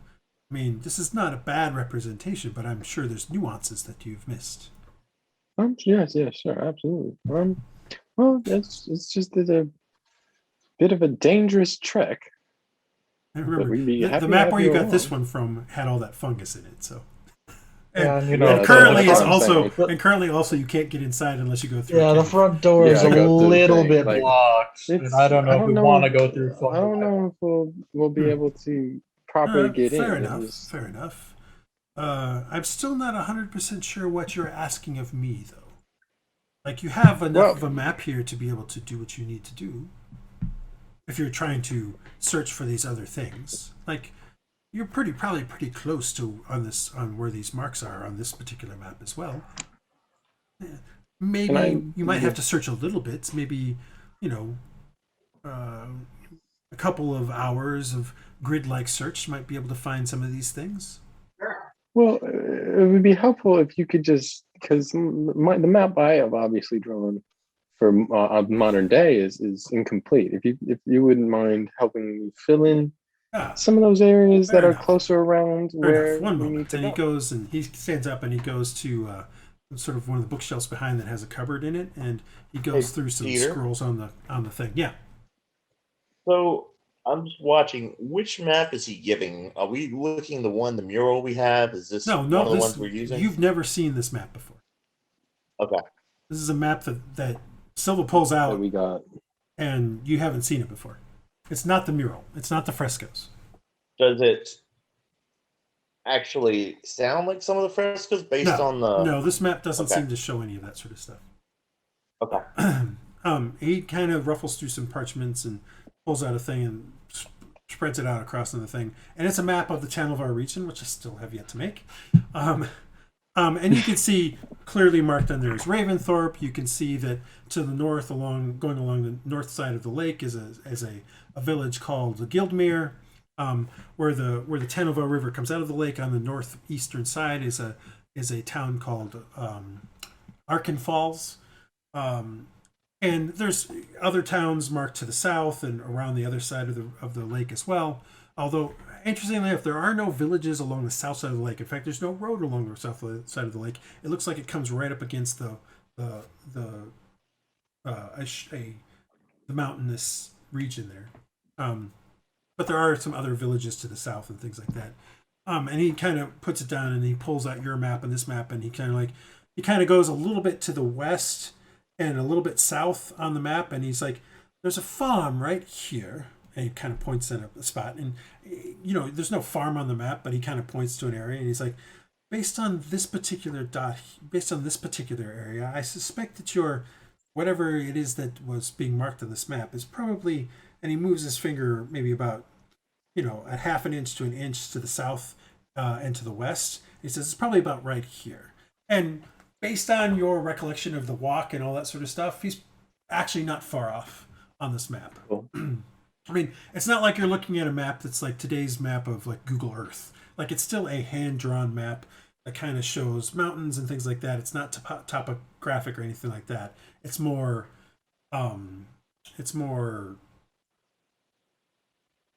not literal, not a literal thing, but more just A guide. a guide of what's going on. Yeah. So he's like, that's probably right here, and then he points up here to the northwest of this particular spot, and is probably this particular one here. And you remember following the track out of the village to the west, out of Ravenfort to the west, and then Halton's leading you north, over a couple hills to a spot. So again, seems kind of lines up with what you're talking about. This other third one here is probably much further to the north, a couple days to the north. In there's a valley with some hills to the north. The reason why it's a couple of days is that you have to get through a small pass to get into it. That right there is probably this particular one, and he kind of points it out on that. But those are the things that you currently have marked on here. And you can now see the full map, and it's more clear that there's some mountainous stuff in there and things like that. You can see where the roads turn into tracks and turn into nothing, kind of thing on this particular map. Okay. He starts rolling the map. Yeah. Okay. All right. Thank you. Very appreciated. Is there anything else? I'll turn to you. I'll turn to the rest of the guys. Anything else? Anything? Are there any maps of the area? There's an old legend that passed down from my family, and I'm curious about it. But they kind of describe the mural. So you start talking about the different fresco stuff. Yeah. And so remember, the way the fresco went is it's wherever they started from, describes that first, then it does the let me go back over it again real quick. Right. So I'll go backwards, basically. Find the room. So fresco on the wall. Let's see here. A little lake, I think. One shows a squad leaving Del Torac and crosses a stone bridge over a river gorge. They pass through a crescent-shaped valley where the fresco shows them fighting some orcs and goblins. They pass through a snow-covered pass with a distinctive claw-like set of mountains in the background. And finally, they follow a river cascading down from the heights before the final fresco shows them outside the outpost. So you're going to describe the cascading down from the heights, and then you're going backwards. And he's like, yeah, and I've kind of drawn a map based on what I think. I mean, obviously I'm not a cartographer or anything, but listing that, especially like the peaks. I mean, the things that I think. Well, so you start talking about some of the stuff, and when you say the claw-like set of mountains thing, he's like, that sounds like I was just telling you, the dragon claws. Ah. A set of craggy peaks that you can see from a sky ship. I've never actually flown over there, though. I mean, it's all desolate. Well, not desolate. It's all unexplored wildland. Who knows what lives there, and who knows how dangerous it could be. Only the trappers that live to the west side would know that. Oh, no. None of the sky ships cross those mountains. It could, by the time you get to the right height to do it, breathing becomes difficult. So we just go around if necessary. And quite frankly, there's no reason to go across those mountains. All of the simple folk that live on the other side, they have nothing that we need anyway.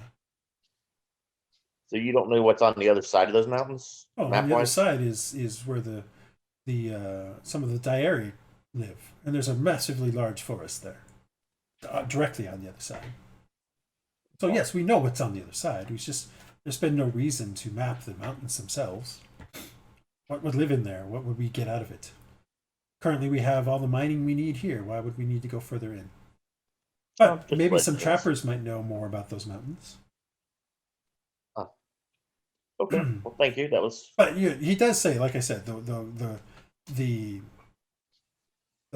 when you describe sort of the claw-like stuff, he does say that sounds like the dragon claw.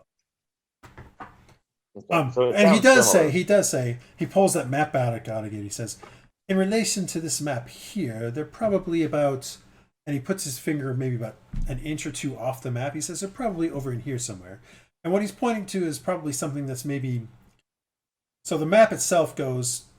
What he was pointing out for the various things from your map, Brian, The Yeah. map maybe goes another 3 inches from the furthest west one that you have, and so he's pointing another inch past that, and much further to the north actually too. Okay. Not much further, like based on where he's saying the dragon claws are. If you were to walk to it, if you were to hike to it, and find a pass or whatever to get to it, you're probably looking at 3 or 4 days of travel. Does he have All a, right. do I think the map we have would give us that type of information, or is there something we could purchase that would? You don't think the map that Brian had out, the map that Silva had out, is certainly not going to give you enough. Okay. Does he have a Yeah. map for sale that would of that in I don't know. that You have area? to ask him. No, that's what I'm doing. Oh, he says as he's starting to roll up. Well, I mean, I guess you could buy this one. Huh. I mean, I would sell it for 50 gold, let's say. Yikes. Well, it is relatively detailed, and it did take me quite a bit of time to make. So. It is If you want nice. it, we can have it. Let's discuss it. It does give you. It pretty much gives you everything from the very beginning of the Lirmars, which is the mountains that are to the west, from the very beginning of those on the west, all the way to the coast. So it's a pretty decent sized map. It's in essence it's a map of the barony of the marches. Sorry, the barony of Talanovar is a single barony in the marches of Istelvir, I think is what I called it. So, if you'll give us just a minute, let me talk to our party. Certainly. What do you guys think? I mean, I think definitely having a map of where we're going and that's a little more detailed would be good.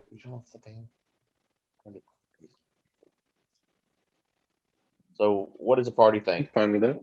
I'm fine with that. We can pony up to Divided 50. by 5. I can just put it up. It's fine. Kat's right here. She completely agrees with me. Here. So 50 gold, 10 gold apiece. Sure. What do you think? Yeah, I'll I'm gonna throw try 10 gold for that. negotiations. I think it'll be useful. I think we can Is this the type place, just kind of a feeling? Oh. This isn't a place we barter, is it, Peter, or is it? I mean, you can try if you want. So basically, this is a map of the Nirail marches, and the Nirail marches basically are basically there's wish I had this in here as a map. I'll have to do it for next time. On the on this western coast of the Kelvin island, big island here, Tanovar is sort of on the southern side of this. There's a series of mountains that head towards the coast. It's on the southern side of this near a lake. The northern side of the Nirail marches is basically another river that's further to the north. That actually is kind of close to where that other dot is on your map that you made, Brian. And that's sort of the northern, a few miles, a day's walk north of that is considered sort of the northern extents of the Nirail marches. And then it goes all the way to the coast.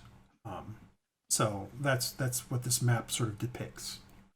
So it would definitely help us. Yeah, I mean, it's clearly going to show more to the east than you really care about, but I mean, maybe you'll eventually care about it. But at this point, it does show you all the way into the foothills and slightly further into the Lirmar Mountains. So at least you have that. Well, I'm willing to put in 10 gold if everyone else is. That's fine. Okay. Well, we have a deal. Certainly, and he kind of rolls it up, and it's like, by all means, let's.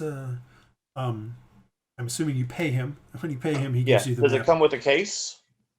Sure. I can throw in a small, one of my more used cases, and he kind of goes and finds one, and it's a little ratty. It's one that's been used a lot. He seems to pull a map out of it, and sets it down, and it kind of folds open a little bit, and you can see what you can see. Oh, give me a perception roll as it kind of flips open a little bit. Everybody? Whoever is kind of looking at it, it's not everybody's looking at it, so. But actually, if there's 2 people looking at it, then I'll just take the advantage on the other guys. All right. So looking at it, Shelley, and the rest of you who are looking at it, it seems to depict it's a map in progress that was in there, and it seems to depict something farther to the north. So the Calamine kind of wraps around, and the Sealy Kingdom has sort of a bit on the southern coast a southern coast like thing to the north. This seems to almost look like it's a map of a large lake to the north of that, and the area around it. At least that's what it kind of looks like. It's not finished clearly, but it kind of looks like that. And then he kind of puts this map in there and hands it to you, and then he starts rolling that other one kind of back up and then puts it on the shelf. And he's like, Are you going to finish that on the map? Oh, eventually. That was my most recent expedition. Wow. It is a chart. It's not a charter. It's a commission from someone. Okay, so it's not for sale then. It will never be. It will not be for sale. No. Okay. If that is Do you all make I can help copies you of it? with, that is no. all I can help you with. Thank you. I need to get back to Thank some you. of my work. And Lily, if you would. And she's like, yes, Father. I will push them right out. I will lead them directly out. And so she leads you out of the study back to the main hall, and opens the door and says, I was glad I was able to finally get you to you were finally able to meet my father and discuss your business. It sounds quite fascinating. I hope you find what you're looking for. Yes, you. much appreciated. Your help. Definitely. Thank you for your It's time. good to see you. It's good to see you as Smile well. at her. If you need any more cartographic expertise, you know where to find it. And she smiles back at you, Artemis, and Do you also do these? Do you? I you am in the more of business? a. This is not my expertise. No, I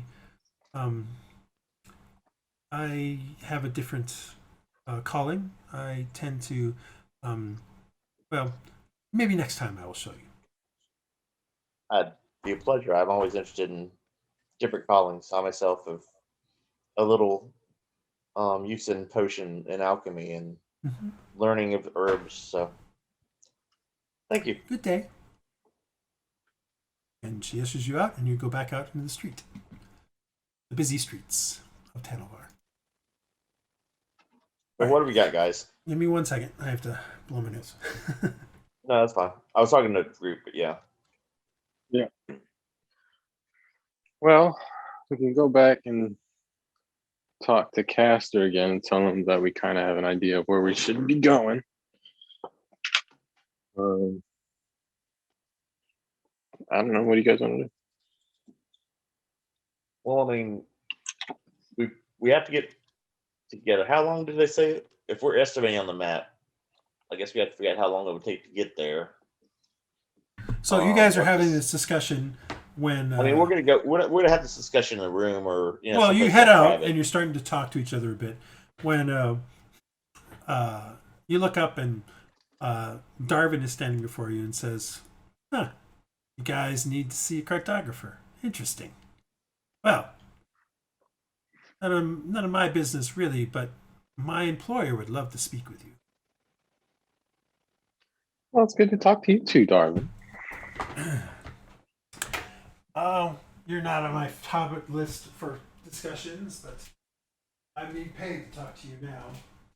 Well, so seeing we as how haven't I met. am not currently getting paid to talk to you, good day. Or you can go ahead. I'll say that when we want to finish up. Okay. Yes. We haven't met. Artemis. I don't really care what your name is. All I care is that you But come you with seem me to and have since you've been. speak with my Who is your employer. employer?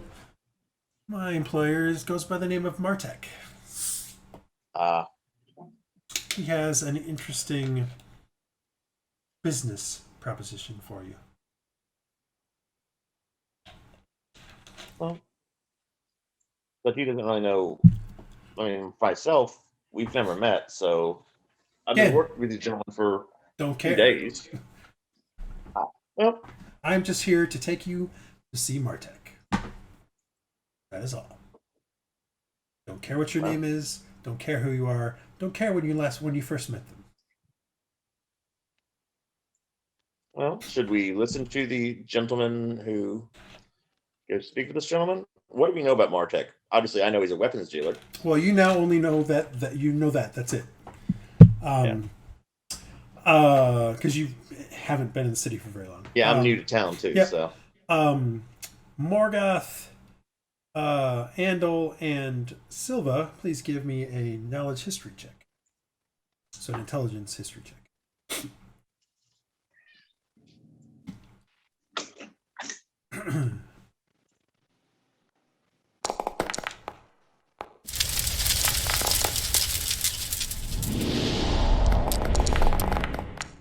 So Morgoth, jeez, you remember Martek because all of you know that Martek is one of the more famous is not the right word, more well-known artificers in the city. It is known that he did a lot of the contracts for some of the initial city walls that were built up on the merchant district. He's been a known contractor, known to have made some of the armor for the Black Watch. That's what the Black Guard. That's what you know him from, Morgoth. He's made the armor for the Black Guard, some of their weaponry, that sort of stuff. He tends to have some of the better contracts with the Baron, but he is definitely an artificer, or at least he was. And based on what you've just heard, Artemis, it sounds like he has other artificers working for him now, and he's mostly just a designer, at least based on what you just heard.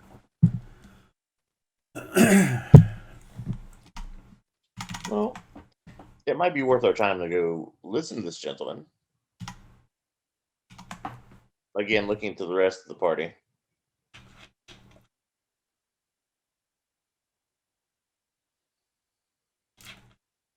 I don't have all day. I'm here to take you to the thing. I've followed you around so far, and I've been trying to be polite about your business, but I can't wait any longer. Okay. I'll go. All right. I'll go. Anyone else going? I guess I'll go. I mean, since I'll go, I guess we'll just all go. All right. So Darvin says, well, then follow me. And he starts, I'm going to bring you back to this one. He starts heading down the Merchant Street. Takes you through the main gate. Through this main gate here. Around this edge here. And then along this, over to this street here. Until eventually he reaches a kind of walled, you would call it probably a manor house of some sort. It's not truly a manor house. It's a smallish manor house. But it's well maintained and well kept with a wall around it. You can hear the sound of hammers banging behind the walls. Let me see here. Let me give you... This is along the cliffside. The home is a bit more grand than the homes around it, and you can hear the sounds of hammers clanging against anvils, in a separate building as you enter the compound. So you go through a gate that's kind of currently up, and you can see as you walk in that to the left there is a building that looks to be maybe a forged area. You can also see on the one side there seems to be a shop, a weapons shop. You can see above it, and in fact, a sign was on the outside of here, which was Martek's Arms Emporium. You can see that to the left.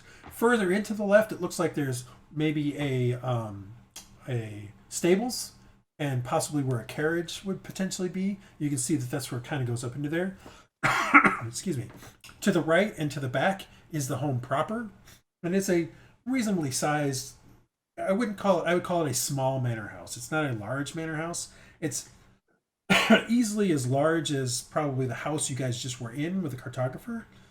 I mean, clearly the cartographer's house was more than just, like, he owned more than just that one door on the storefront. He owned a bit around the sides of that storefront too, in a sort of a townhouse thing. This is more of like a small manor. Darvid takes you into the front door, which goes into a relatively decent-sized hall, and then heads to the right into a sitting room where he says, wait here. My employer will be in momentarily to speak with you. Do they have any security on this place? What do you mean? I see.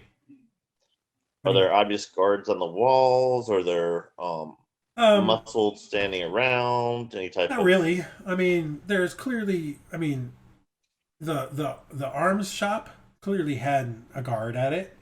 But, oh yeah. But around the rest of it, no, not really. Not at least nothing obvious. Were the gates locked? No, the gates were open. Shut? I mean, it's a weapon shop, so clearly the gates are going to be open. Okay. Like the weapon shop is inside the gate, so clearly, more than likely, when the weapon shop is open, the gate is up. Gotcha. You guys sit there for about 5 minutes, and then a woman, clearly she's a servant of some sort, comes in and says, "Please follow me," and she takes you across the hall into a study. Where is it? There it is. Lots of studies today. And sitting at the desk, let me see here. It looks much more vampire-y. Martek, it looks more like vampire-y. I just wanted something different. Martek looks like, as you come in, a man stands up from behind the desk. He looks like this.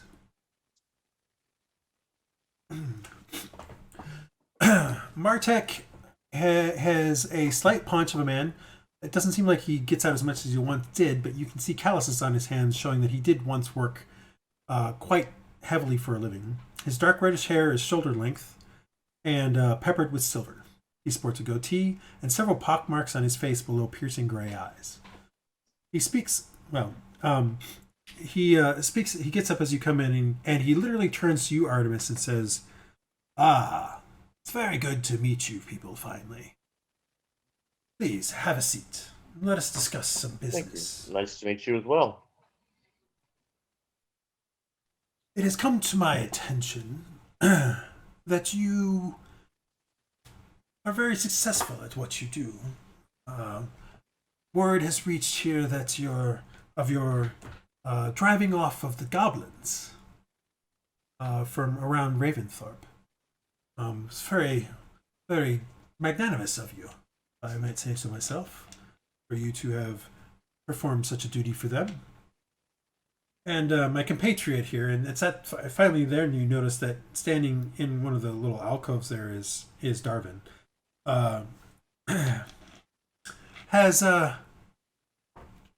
Has also mentioned that you were able to avoid some problems he had set forth, which I have mentioned was probably not the best way to put ourselves forward to you. Certainly a little disconcerting, yes. But I'll be honest, they're kind of just caught in the middle, helping another friend with goblins and helping these gentlemen and ladies. Oh, what do you mean? Are you not the leader of this group? No, not at all. I'm just along for the ride. Huh. I am Well, then who should I be speaking group to? and a part of this group. And I gesture over to Brian. I believe he is the leader. If there is such a thing, we're quite equal. You see something flicker across his face that you can't quite catch. And then he kind of looks at Silva and he says, I see. Can I do an insight? You can try. Is it obvious he knows Brian's trouble? No, you can do an insight. Okay.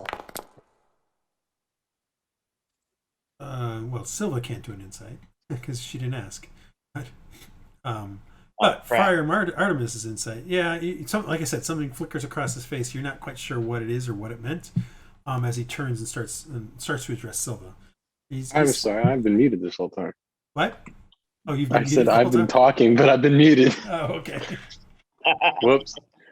Because I was like confused why he's saying I didn't say I had wanted to do an insight check. It's like I said, it thought, Oh, well, nope. Your insight check doesn't really tell you anything either. Fair enough. I see. Well, sorry to have troubled you. Who may I have the honor of addressing? Well, I'm Silva. I guess I can talk to you from here, if you would like. I'm Martek, as I'm sure Darvin has mentioned to you, Martek Ingelvir. And as you might have heard, or if you've lived around here for a bit, much of the success of the city is somewhat due to what I have been able to accomplish here. By helping out with the walls, providing weaponry and things to the Baron. Heck, even the lighting in the city is something that I have taken part in. Yes, you do a marvelous job. At this point in time, I am more now just a designer than I am an actual worker of the things. But it has come to my attention that rival is such a strong word, that a compatriot and fellow artificer of mine is looking to rediscover that what's once lost. And in most cases, I would probably say that that this is probably not worth anyone's time. The tales of Deltarach and the former dwarven home are nothing but tales.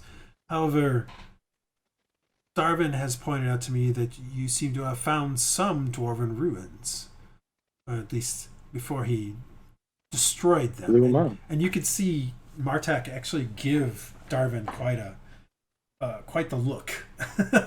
Martek give Darvin quite the look. Like, he's very perturbed by the fact that he destroyed part of this stuff.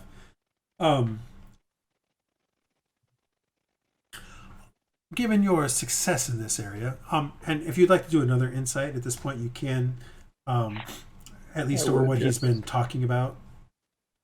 Yeah, I would like to. And hopefully roll better. Silva. What the hell? Yeah. Silva, something is not quite ringing fully true about the information that he's given about helping people out. Like creating all the different weapons and that sort of stuff. Something's not quite true there. You're not sure what. He's not being fully forthcoming about something.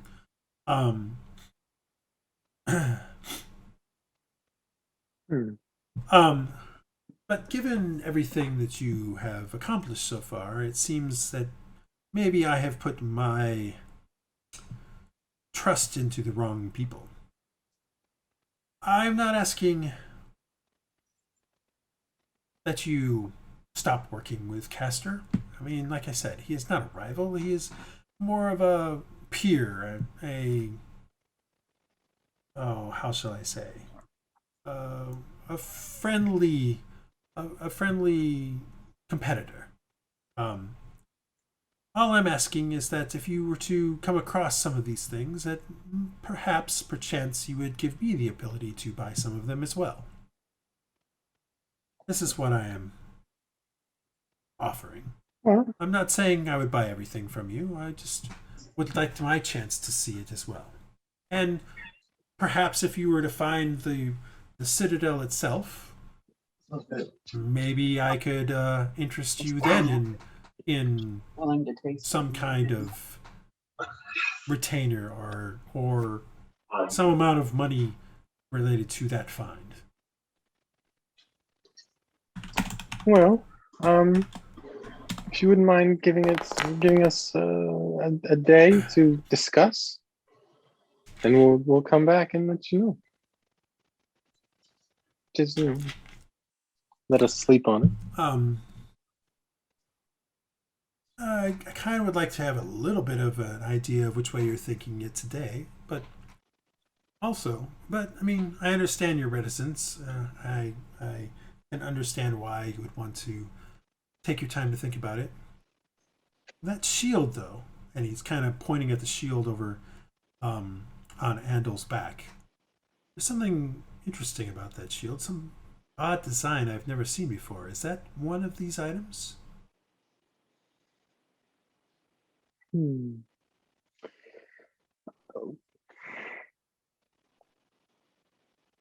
Yeah, I'm not we saying did find this. I was trying to decide. I You're couldn't going to think try of a to good lie. deceive him, try to lie about it? I couldn't think of a good lie. I mean, you can We try to did, lie. Tell him you bought it from what's his face. So no, it is this one of these is- items. May I take a look? well, we might want to hold off on the Mayhap looking could I until just we buy decided it? to work with you. Could I buy it? Well, this is out of character. I don't remember if Andal wanted to keep that or not. Yeah, he totally wanted it. It's basically a been dancing using it. shield. He's been totally using it. Right. I I don't know if Andrew is trying to say anything because he might also be muted. Yeah. No, I wasn't planning. I thought the only thing we would maybe sell would be the axe, because no one's like really wanted it. Right, but he's Like, literally saying, yeah. like, He's asking to unfortunately, buy I got an the 18 in its shield. perception, Yeah. so he's literally saying something's odd about it. Is it one of the things? Silva just said, yes, I it is. couldn't think, I And now couldn't he's think of a saying, good well, lie fast could enough. I buy it? Is what he's asking. I Well, would this give you particular item. 200 gold for it. I think we'd be fine with you taking a look right now, but I don't know if we're really looking to sell this particular piece. Well, maybe we'll need it in order to get more. So why don't we go on our adventure and see what we dig up, and maybe we can talk then. But I think he's really going to need it to get more.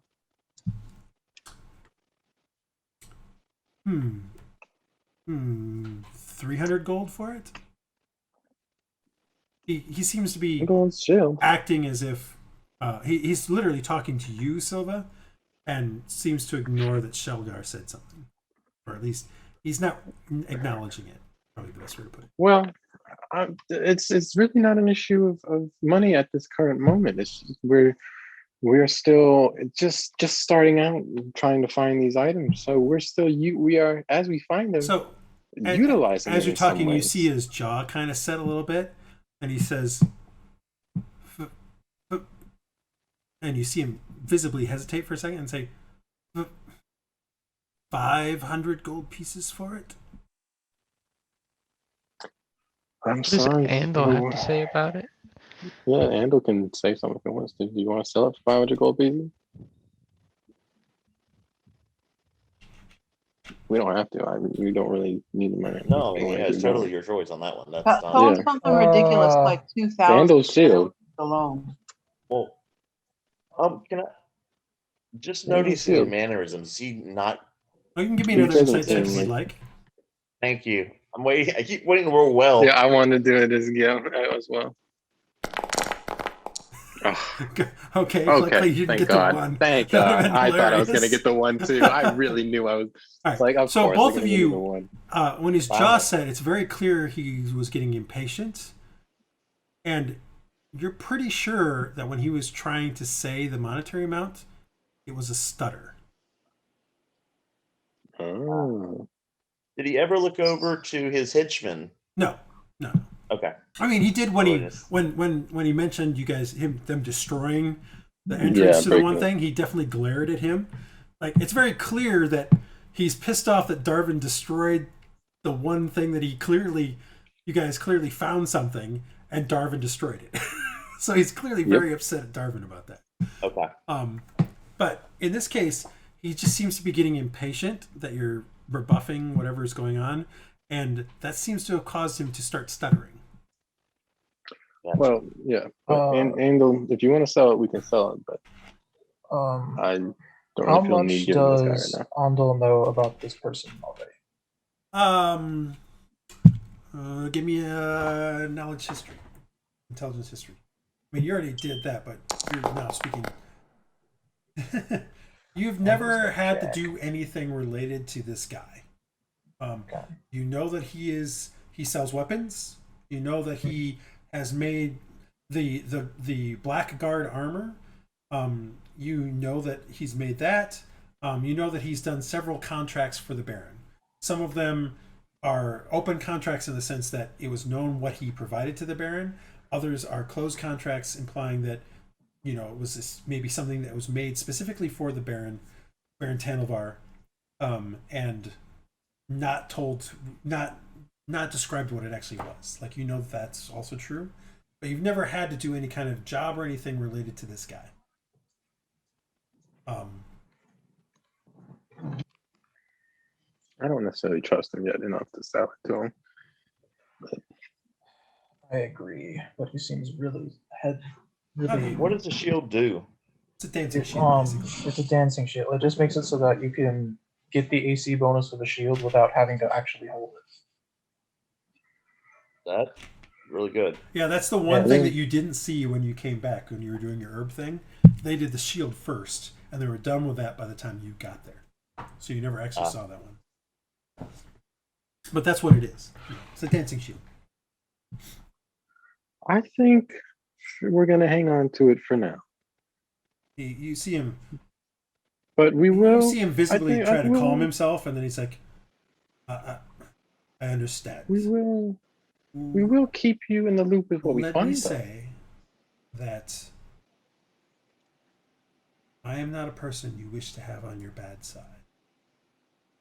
I'm not a person you want to meet. You know what I mean? I totally said that incorrectly. But he's frustrated, so he's stuttering and messing up his sentences. I am not one to have as an enemy. Well, we're not trying to make enemies here. I will chalk this up as a beginning of a negotiation for what will eventually be, I'm sure, a wonderful partnership. Oh, absolutely. Please discuss. And, man, this cold's killing me. And get back to me as soon as you can. And then sounds like a plan. He nods to Darvin and he says, "Until we speak again. Good day." It was a pleasure to meet you. I'll walk out. All right, okay. You guys head out. I'm gonna kind of look back, acting as though I'm thinking we might be crazy. What do you mean? I'm giving him the indication that I may not agree with the deal. I agree completely when I give it to him, but I kind of want to give him not deception. Give me a deception roll. Yeah.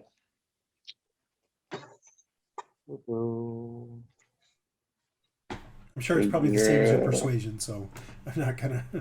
Yeah, I'd rather do. Oh well, crap. I'm just the wrong descent. Character to try this crap. Except that you got 21. You nailed it.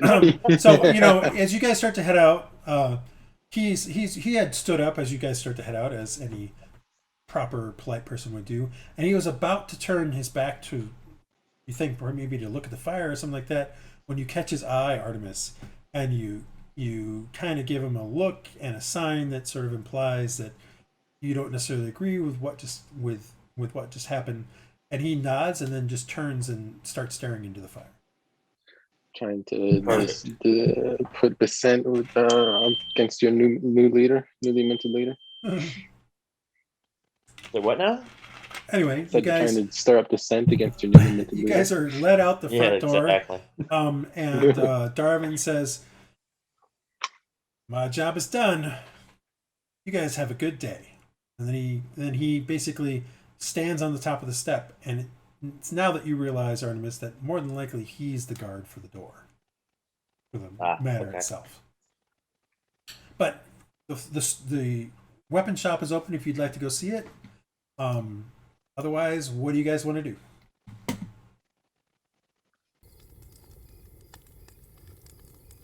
And we're back from the terrible snafu.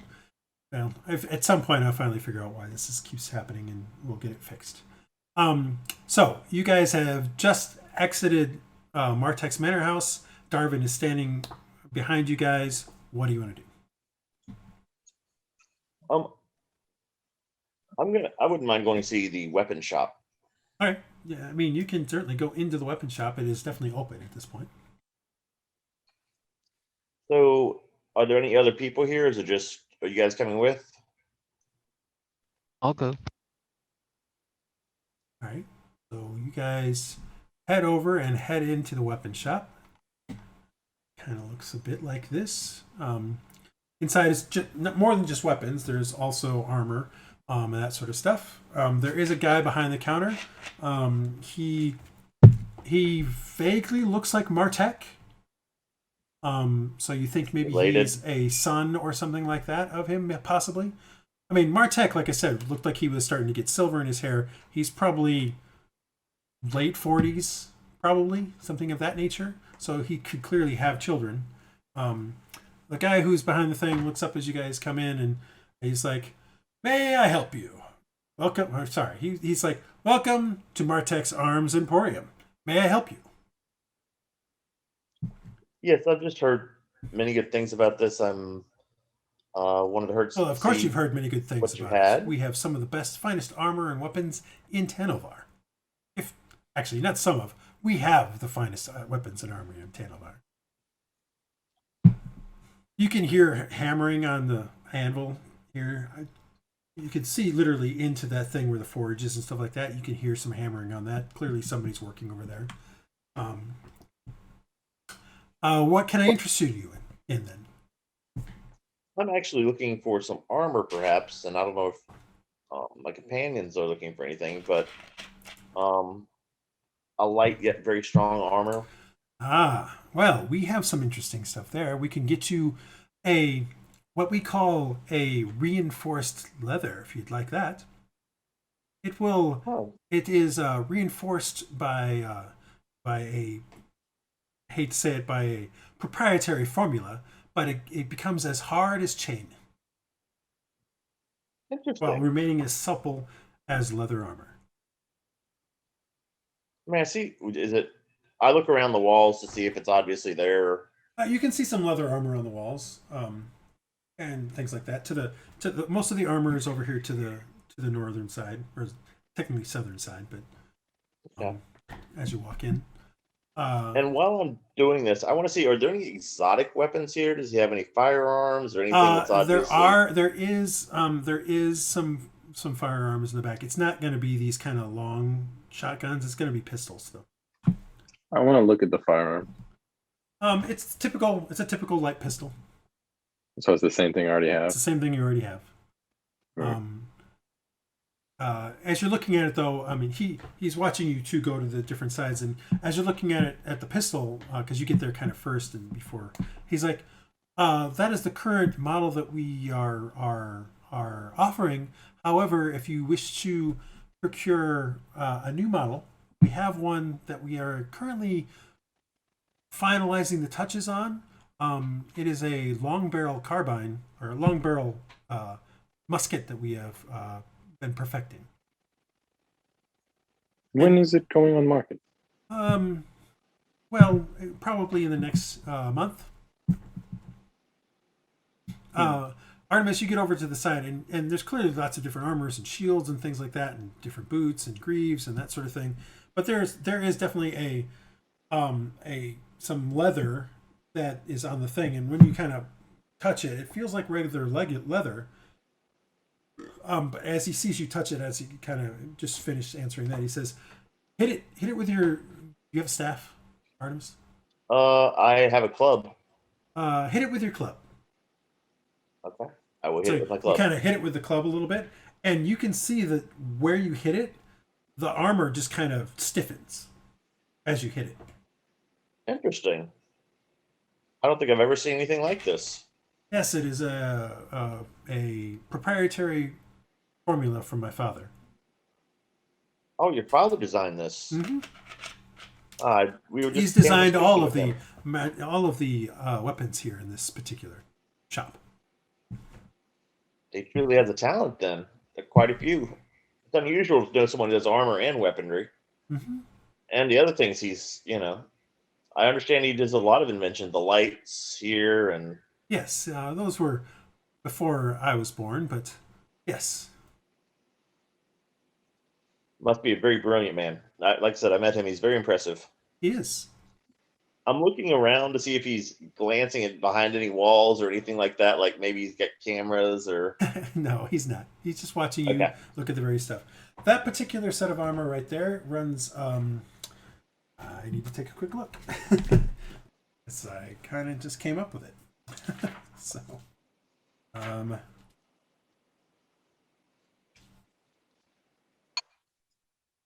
okay, so it would be the equivalent of.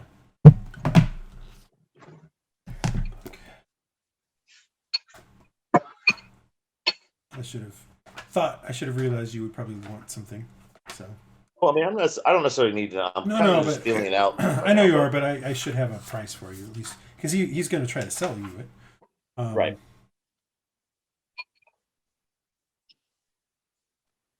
Well, that would be the equivalent of that. That.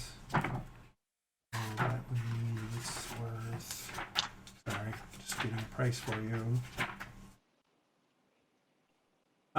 We could part with that for 5,500 gold. 5,500 crowns. That's what it says. Wow. In essence, it's the equivalent of leather plus 2. Leather that would be the equivalent of a chained mail kind of armor class. Yeah. That's currently out of my price range on that, but it is very impressive. Well, what is your price range? Maybe we can find something that will suit your needs for that. Like I said, I'm waiting to get paid.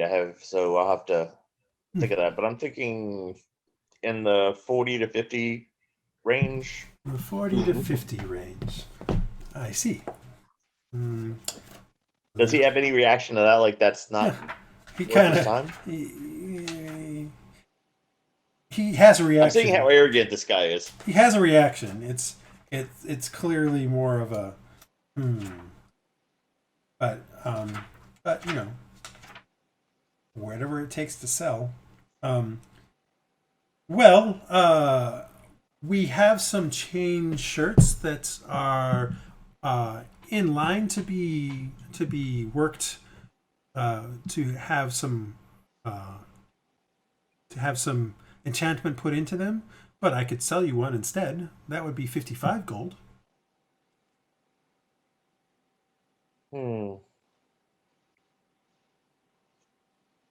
Well, that's definitely more in line of what I was thinking.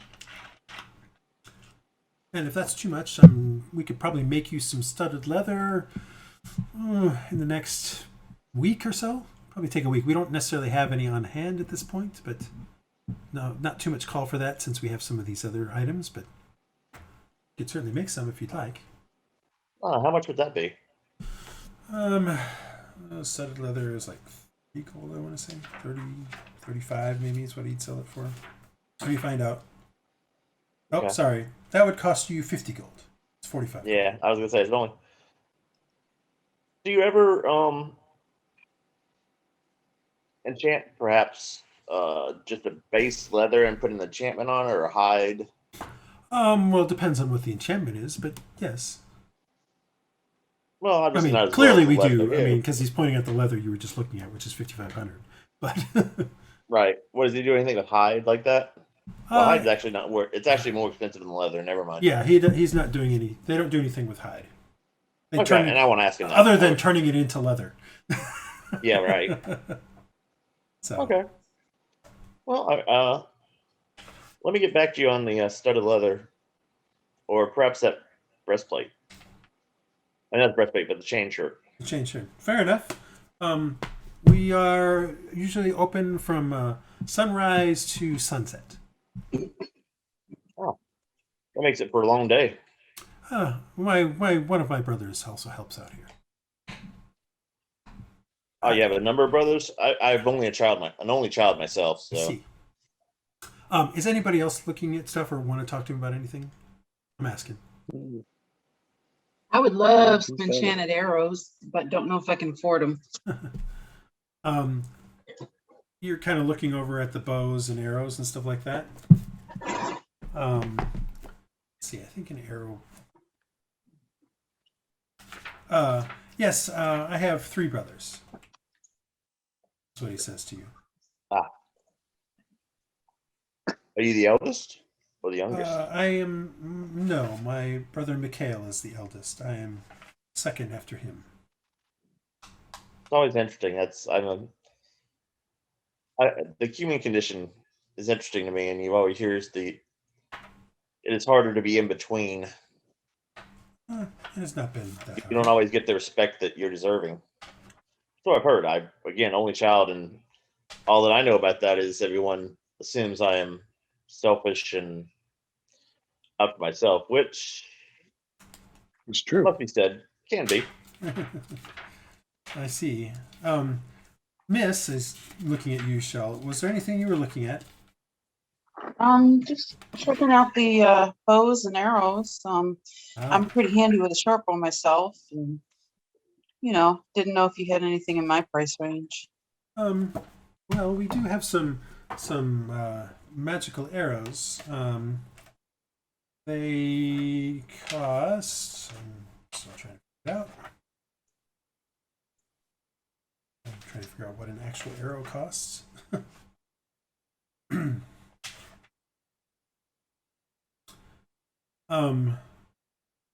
We can sell you 10 of them for 100 gold pieces, or one for 10 gold pieces.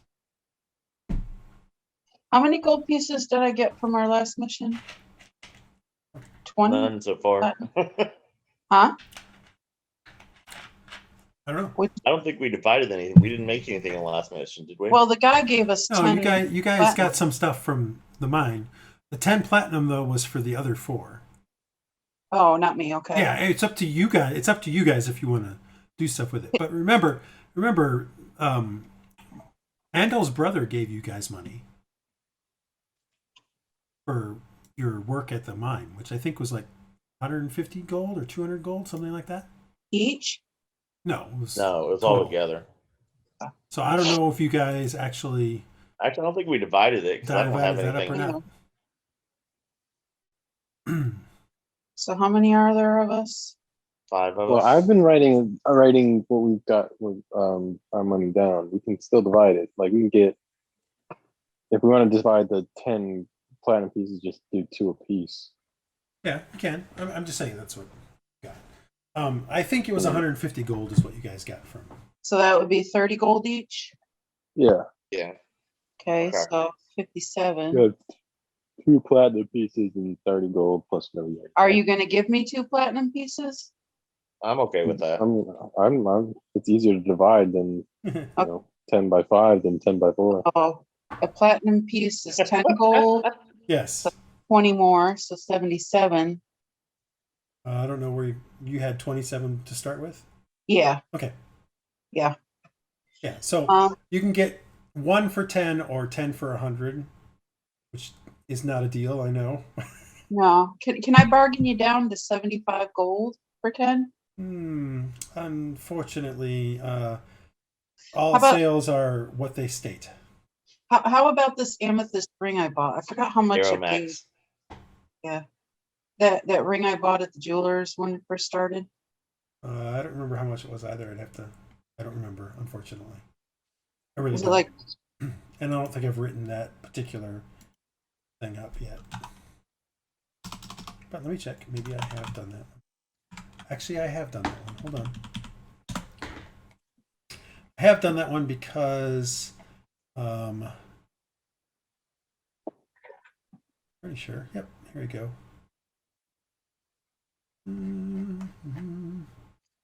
What do the magic arrows do? I mean, if there's like +1 versus they're just magical and do damage. Yeah, they're +1. Damage. They're +1. That's not the right one. It's the one before that. No, it can't be the one before that because you didn't join until this one.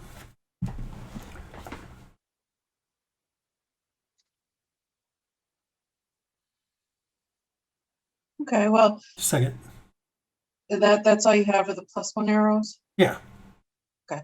What about the bows? What kind? I know I don't have it right now, but it'd be interesting to know the price so I could potentially save for it.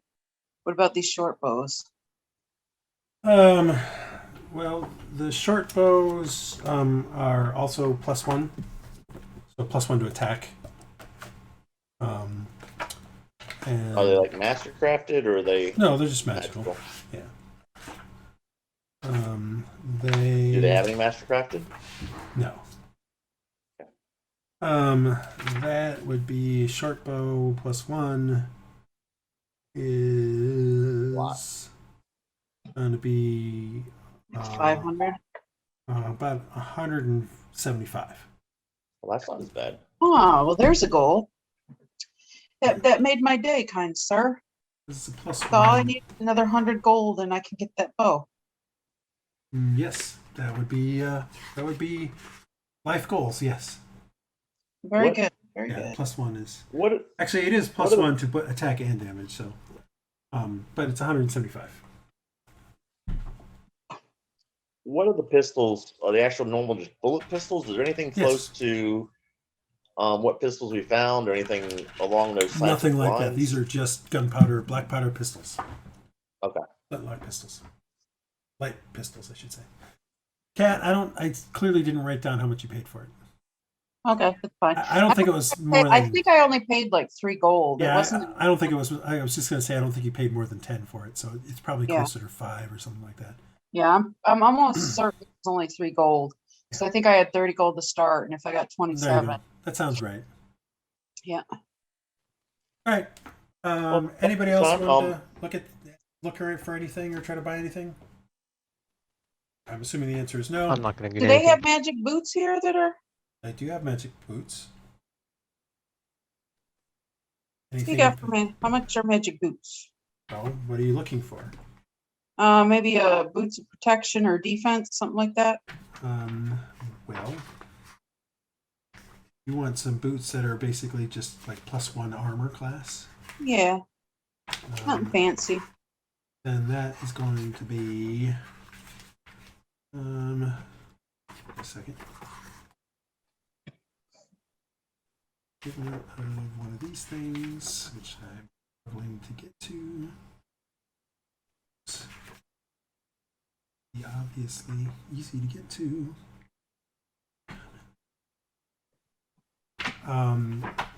He says he says if you don't have enough for the short bow, then you probably don't have enough for the boots.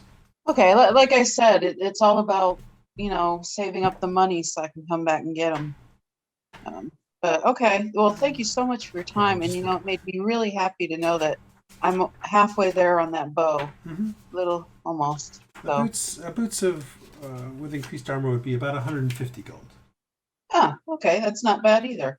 So let me ask you this: is there something that we might potentially bring back from our journeys that would maybe encourage you to trade with us for, or are you Yes, straight up you want the gold? gold ones? crowns. Okay. You made me laugh, sir. Have a good day. Mm-hmm. Please come Yeah, I'll back head out as anytime, well. and you guys head out. Where do you guys head to? I wouldn't mind going to the shop we were referred to for the first place for the armor, which would probably be cheaper, I think. The one that Izzy told us about. Yeah, no, you could go to. You don't know the name of it. You Okay. know it's next to Dartok's Goods. But actually, why don't we go and talk about what we're going to do next? We need. Yeah. They have private rooms in the. Morgoth has a house. Okay, Morgoth, can we go to your house? Sure. Just reminding you that Morgoth has a house. No, I do. He didn't offer. That's. I mean, if you don't want to spend money on a private room, I mean, you can spend money on a private room. Certainly not. No, gonna tell you again, no. it was. I'm not going to assume that he's going to offer. If I say that, then hopefully he'll offer, which he did, I guess. So, We can just use my house as a sort of home base if we need it. excellent. Okay. So you guys, head. Remember, his spot was just on the inside of Merchant District, so you head back north to where Morgoth's house is at. You're not currently being followed. At least Darvon seemed to stay at his post, so he seems to be happy with happy to leave you alone for the time being, and you head back to Morgoth's. Morgoth, you head on in, and no one's there. Your sisters didn't seem to show up today. So, what are you guys doing? Okay. Let's go in. And so what should we do next? I do need to buy armor. I don't trust him at all. Morgoth, obviously, if we don't sell him things, he's going to try to buy it different ways. And also, I think would turn us into the church. He will use whatever manner of... Well, I mean, he doesn't know necessarily that we have anything very blasphemous. Yeah, the shield wouldn't be considered blasphemous, by the way. But I'm saying he could... The only thing that you guys have that would be considered heretical or blasphemous is the staff and the scroll. Everything else... we need to figure that out. Yeah, everything else is still sort of a crafted item that magic is imbued into. Yeah, so he would not have said that there's some chainmail for enchanting. He would have said there's some chainmail that's available for imbuing that he could sell you not imbued. So yeah, enchanting is a taboo word, but imbuing is fine. Yeah, I figured that was something. It's all the same thing, but it's just nuance. Yeah, so the only two things you have that are really of concern are the rune staff and the scroll. Everything else, and no one has seen those because I'm assuming you left the rune staff here at the Oh house, yeah, no, I'm definitely not scroll, carrying it around for the time being. So yeah, you guys are fine there. Morgoth, you do remember, based on what you just saw at the shop, that the leather armor that the guard has is that reinforcing leather, the stuff that stiffens when blows happen. Yeah, so, that's what I figured. Yeah, it's the same stuff that the black guard has. But so I kind of at the end, I've dealt with a number of shady people in my life, and I wanted to give him the impression that perhaps I might disagree with our decision not to sell him things. I'm just telling you this, so hopefully if he does come at us sideways, he'll come to me first, and we can be prepared for it. Mm-hmm. But let me give you a quick rundown of all the open things you currently have. Just as an FYI. You have this more detailed map, which potentially doesn't show you the direction to where Del Torak is, but at least based on what Garth Manson had mentioned to you, you at least have an idea of at least where some of the landmarks are. All right, so you have that. The map also shows the Diarrheal Forest, which is where Kalani wanted you to go get some herbs for her. That's probably a 2-day journey, just as an FYI. Okay. You guys have the potential of at least talking again with Martek on the morrow to give him an answer. You can delay it as much as you want, do whatever you want to do, whatever that is. And you now have the potential overhead, at least maybe a week or two from now, of maybe the church being on your case. Those are currently the only open things you currently have. Other than that, you're on retainer for Castor. He would like to see some results, and he would also seems like he wants to go with you to when you head towards the Citadel. Whether you guys feel like you have enough information to get there or not is up to you at this point. Just as a gut feeling, what do we think? I mean, we've got a map. To talk to him after we talk to the... Well, sure, but you don't have to tell me. I mean... We can. I mean, I'm just... Yeah. What is our... Do we have a ranger or any type of person who has woodscraft or anything, survival? Or are we all city folk? I think you guys are mostly city folk. I think I have no survival.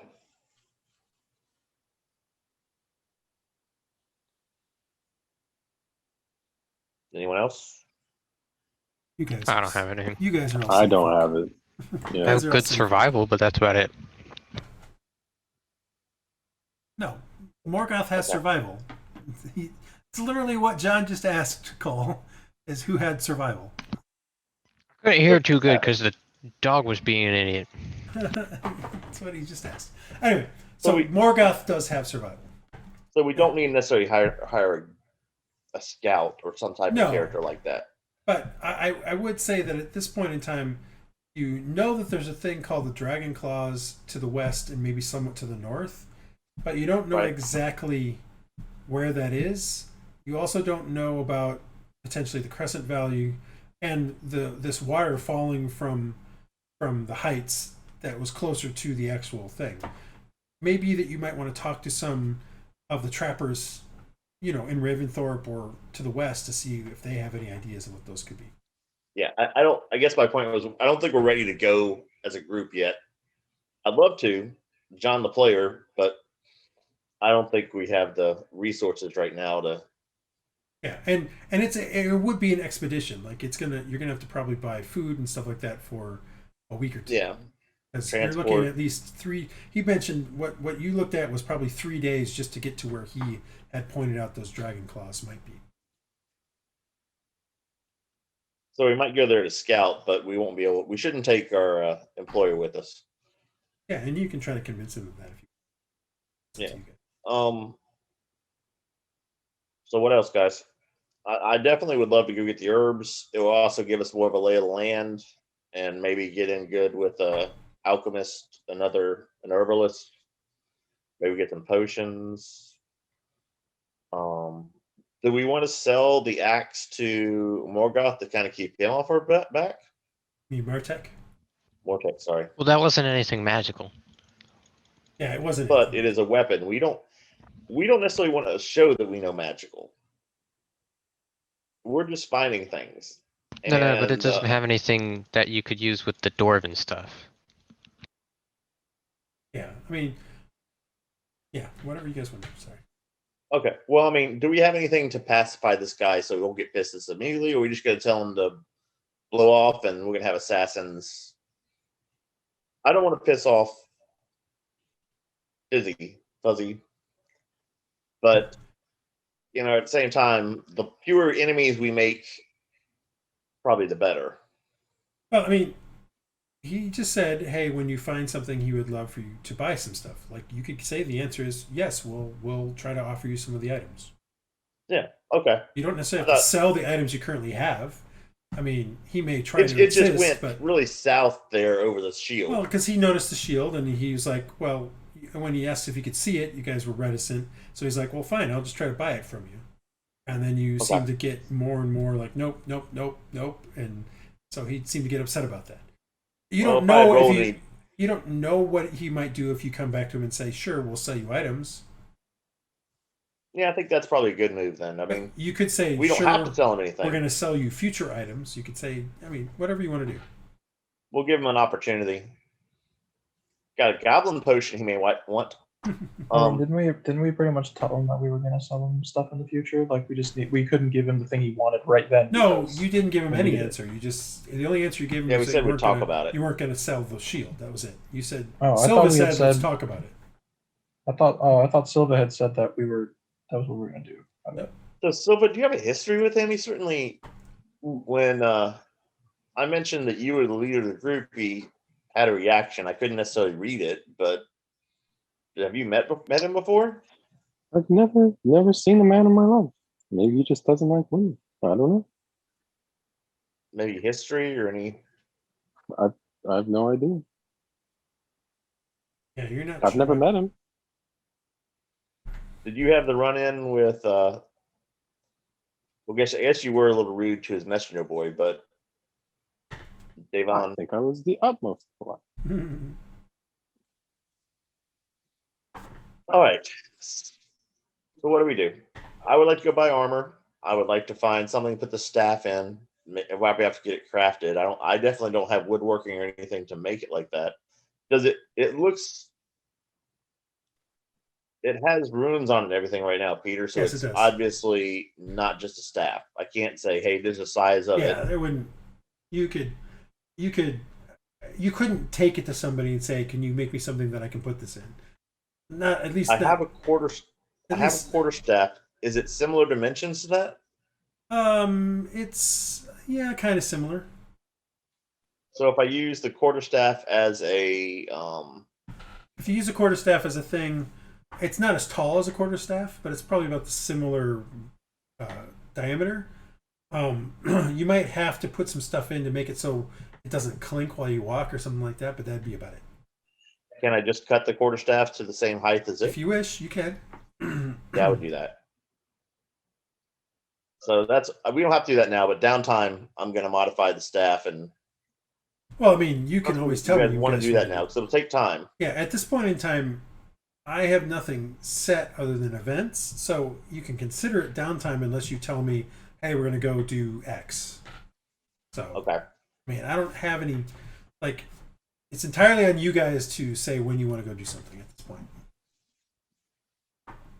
Like, you need to go give Martek an answer. He's probably going to send somebody on the next day to get your answer. But other than that, you know what, you guys, it's the pace you guys want to go at. Okay, so from my point of view, I want to get a sheath for the staff so it's not recognizable. Mm-hmm. It's probably going to take more gold than I have right now. So that's up there. I'm going to hide it until then. I don't have to carry it with us by any stretch. I need to get some armor. So I'm going to go do that next, see the price-wise. Because I have 45 gold. Well, you're not going to be able to get a chain shirt for 45 gold. Well, I mean, it doesn't have to be a chain shirt. It could be studded leather or... Studded leather... Unfortunately, you're in Tannelvar, so even the is everything inflated? Even the cheapest shop is going to be more than the base PHB. Okay. If you At least for want weapons to and armor, get something, maybe not for I some have other extra things. money. Like meat, fish, that sort of stuff, less than PHB price. Other things, more than PHB price. Well, I would love a chain shirt. So that We 55, can get I you a want to see chain how much shirt. it is at a normal shop, but I've got plenty of things. you don't mind gold. borrowing 10 gold or Yeah, I mean, to get the sort of staff that you want made is probably like 5 gold. It's not going to be super expensive. Oh, it's not going to be like super... No, you're gonna be talking to a typical craftsman who's just gonna he's gonna make something. It might be 10 gold tops. Okay. And even you would realize that. I mean, basically, you're just taking a stick and you're drilling a hole through it of a certain diameter. Right. And he may not even do it that way. He may take the stick, cut it in half, drill out the hole on either halves, and then kind of put it back together. That's the way he may do it. Yeah, I still have to touch it, but yeah. Yeah, but you know what I mean. I mean, you'll figure out some of that stuff. I'm just saying, it's not going to be like a quarterstaff is 2 silver pieces. It's probably so to make something that's going to encase a quarterstaff probably will cost like 5 gold. It'll probably take a few days to do because it's non-standard. It's going to take somebody some time to do it, but. So I could use a chain shirt would be ideal. In our price range, like I can do medium armor. The dex thing isn't as big to me because my dex isn't that great. Mm-hmm. So if you guys could loan me, say 20 gold because of living expenses, and I'll pay you back over time, I could get I could get the armor and something for the staff. Yeah, I'd be okay with that. Okay, so you head out to the north side. You find Dartok's goods, and right next to it is a small little armor shop. It's not really a shop. It's really just an armorer and a blacksmith, a forge, that sort of stuff. He does blacksmithing things, but then he also does armor. But he doesn't make weapons, strangely enough. He mostly just does armor, horseshoes, rudimentary nails, that sort of stuff. A lot of the stuff he makes is more for the community around him. But he does tend to make some armor as well. But it usually takes him some time. He does have a chain shirt available. Okay. It will cost you 52 gold. That's perfect. So I'm not even going to try to barter or anything. Okay, you don't have to. You can if you want. You don't have to. No, I'm going to offer. Let's see. I can make some potions for him. Something to. help, not necessarily a healing potion, but something that would help with health. He seems to be okay. I mean, he's got a slight cough when you're working with him, but you're not sure if that's really anything. Well, I'll offer. Say I could give you. I'd take 48, and I can make some potions for that cough. He says, he's like, well, he's a bit older. He's like, well, it has been getting a little worse. Sure, why not? Okay. I will make those up this evening and come back and. Okay. Do I have the herbs with me that I could make it up fairly quickly? I mean, you'd have to do it in a spot, but I mean, probably this is not the spot in the armorer shop. But No, I mean, yeah, I mean at home or something overnight. yes, I will say at this point in time, yes, because you haven't made any potions yet in game time. So yes. Okay, and it's not a healing potion; it's just something to help the cough. Oh, I know. You know, like cough types are. It's Okay, well, yes. I'll do that. All right, so you do that. You'll be doing that. Anybody else doing anything the rest of this day? Oh, does he know anyone who me. could make a protective sheath to my quarterstaff? It got, I'm worried it'll break and. It kind of gives you a little Yes. like, isn't that meant to Sentimental. hit people with stuff? Well, but this one has sentimental, and I would like a little more heft to it and something, a little more weight. Okay. There's a woodworker around the corner.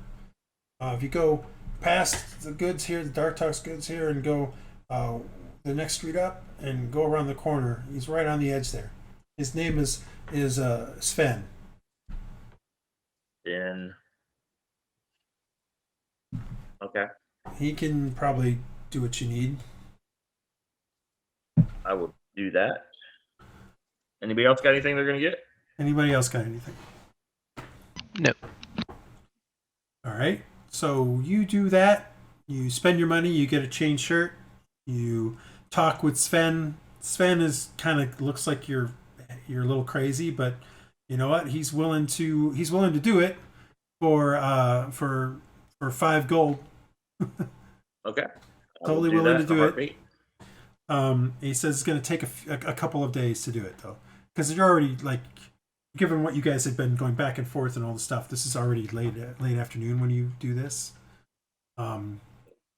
So yeah, he's willing to do it. It's just going to take a couple days. Okay. Can he, if I give him an extra gold or two, can he make some carving, or does he know someone who could carve some symbols into it and something?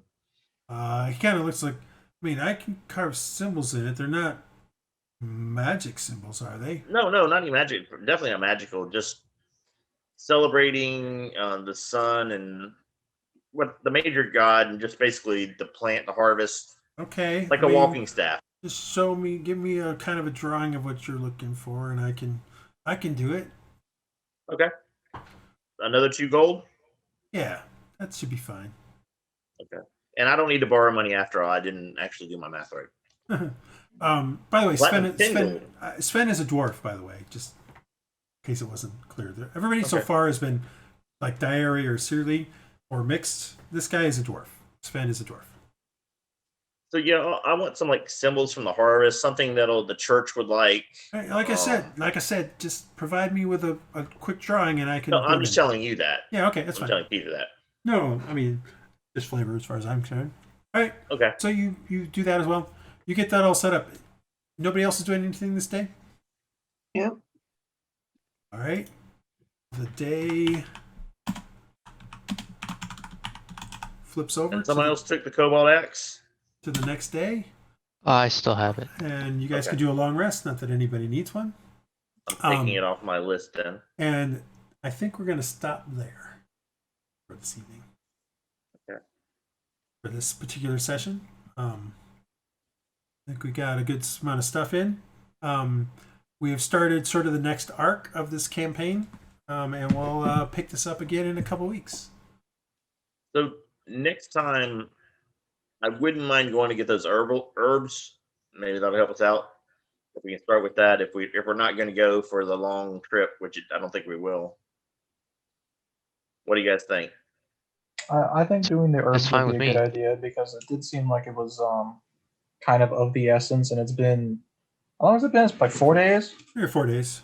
3 or 4 days, and Yeah. like clearly that she needed it kind of Because quickly. remember, you guys kind of did that the day that you first met Yeah, we did it the day. Shelgar. So Yeah, and then we left that next day.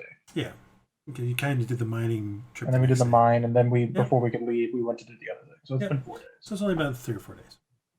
Okay. All right. Well, until we meet next time.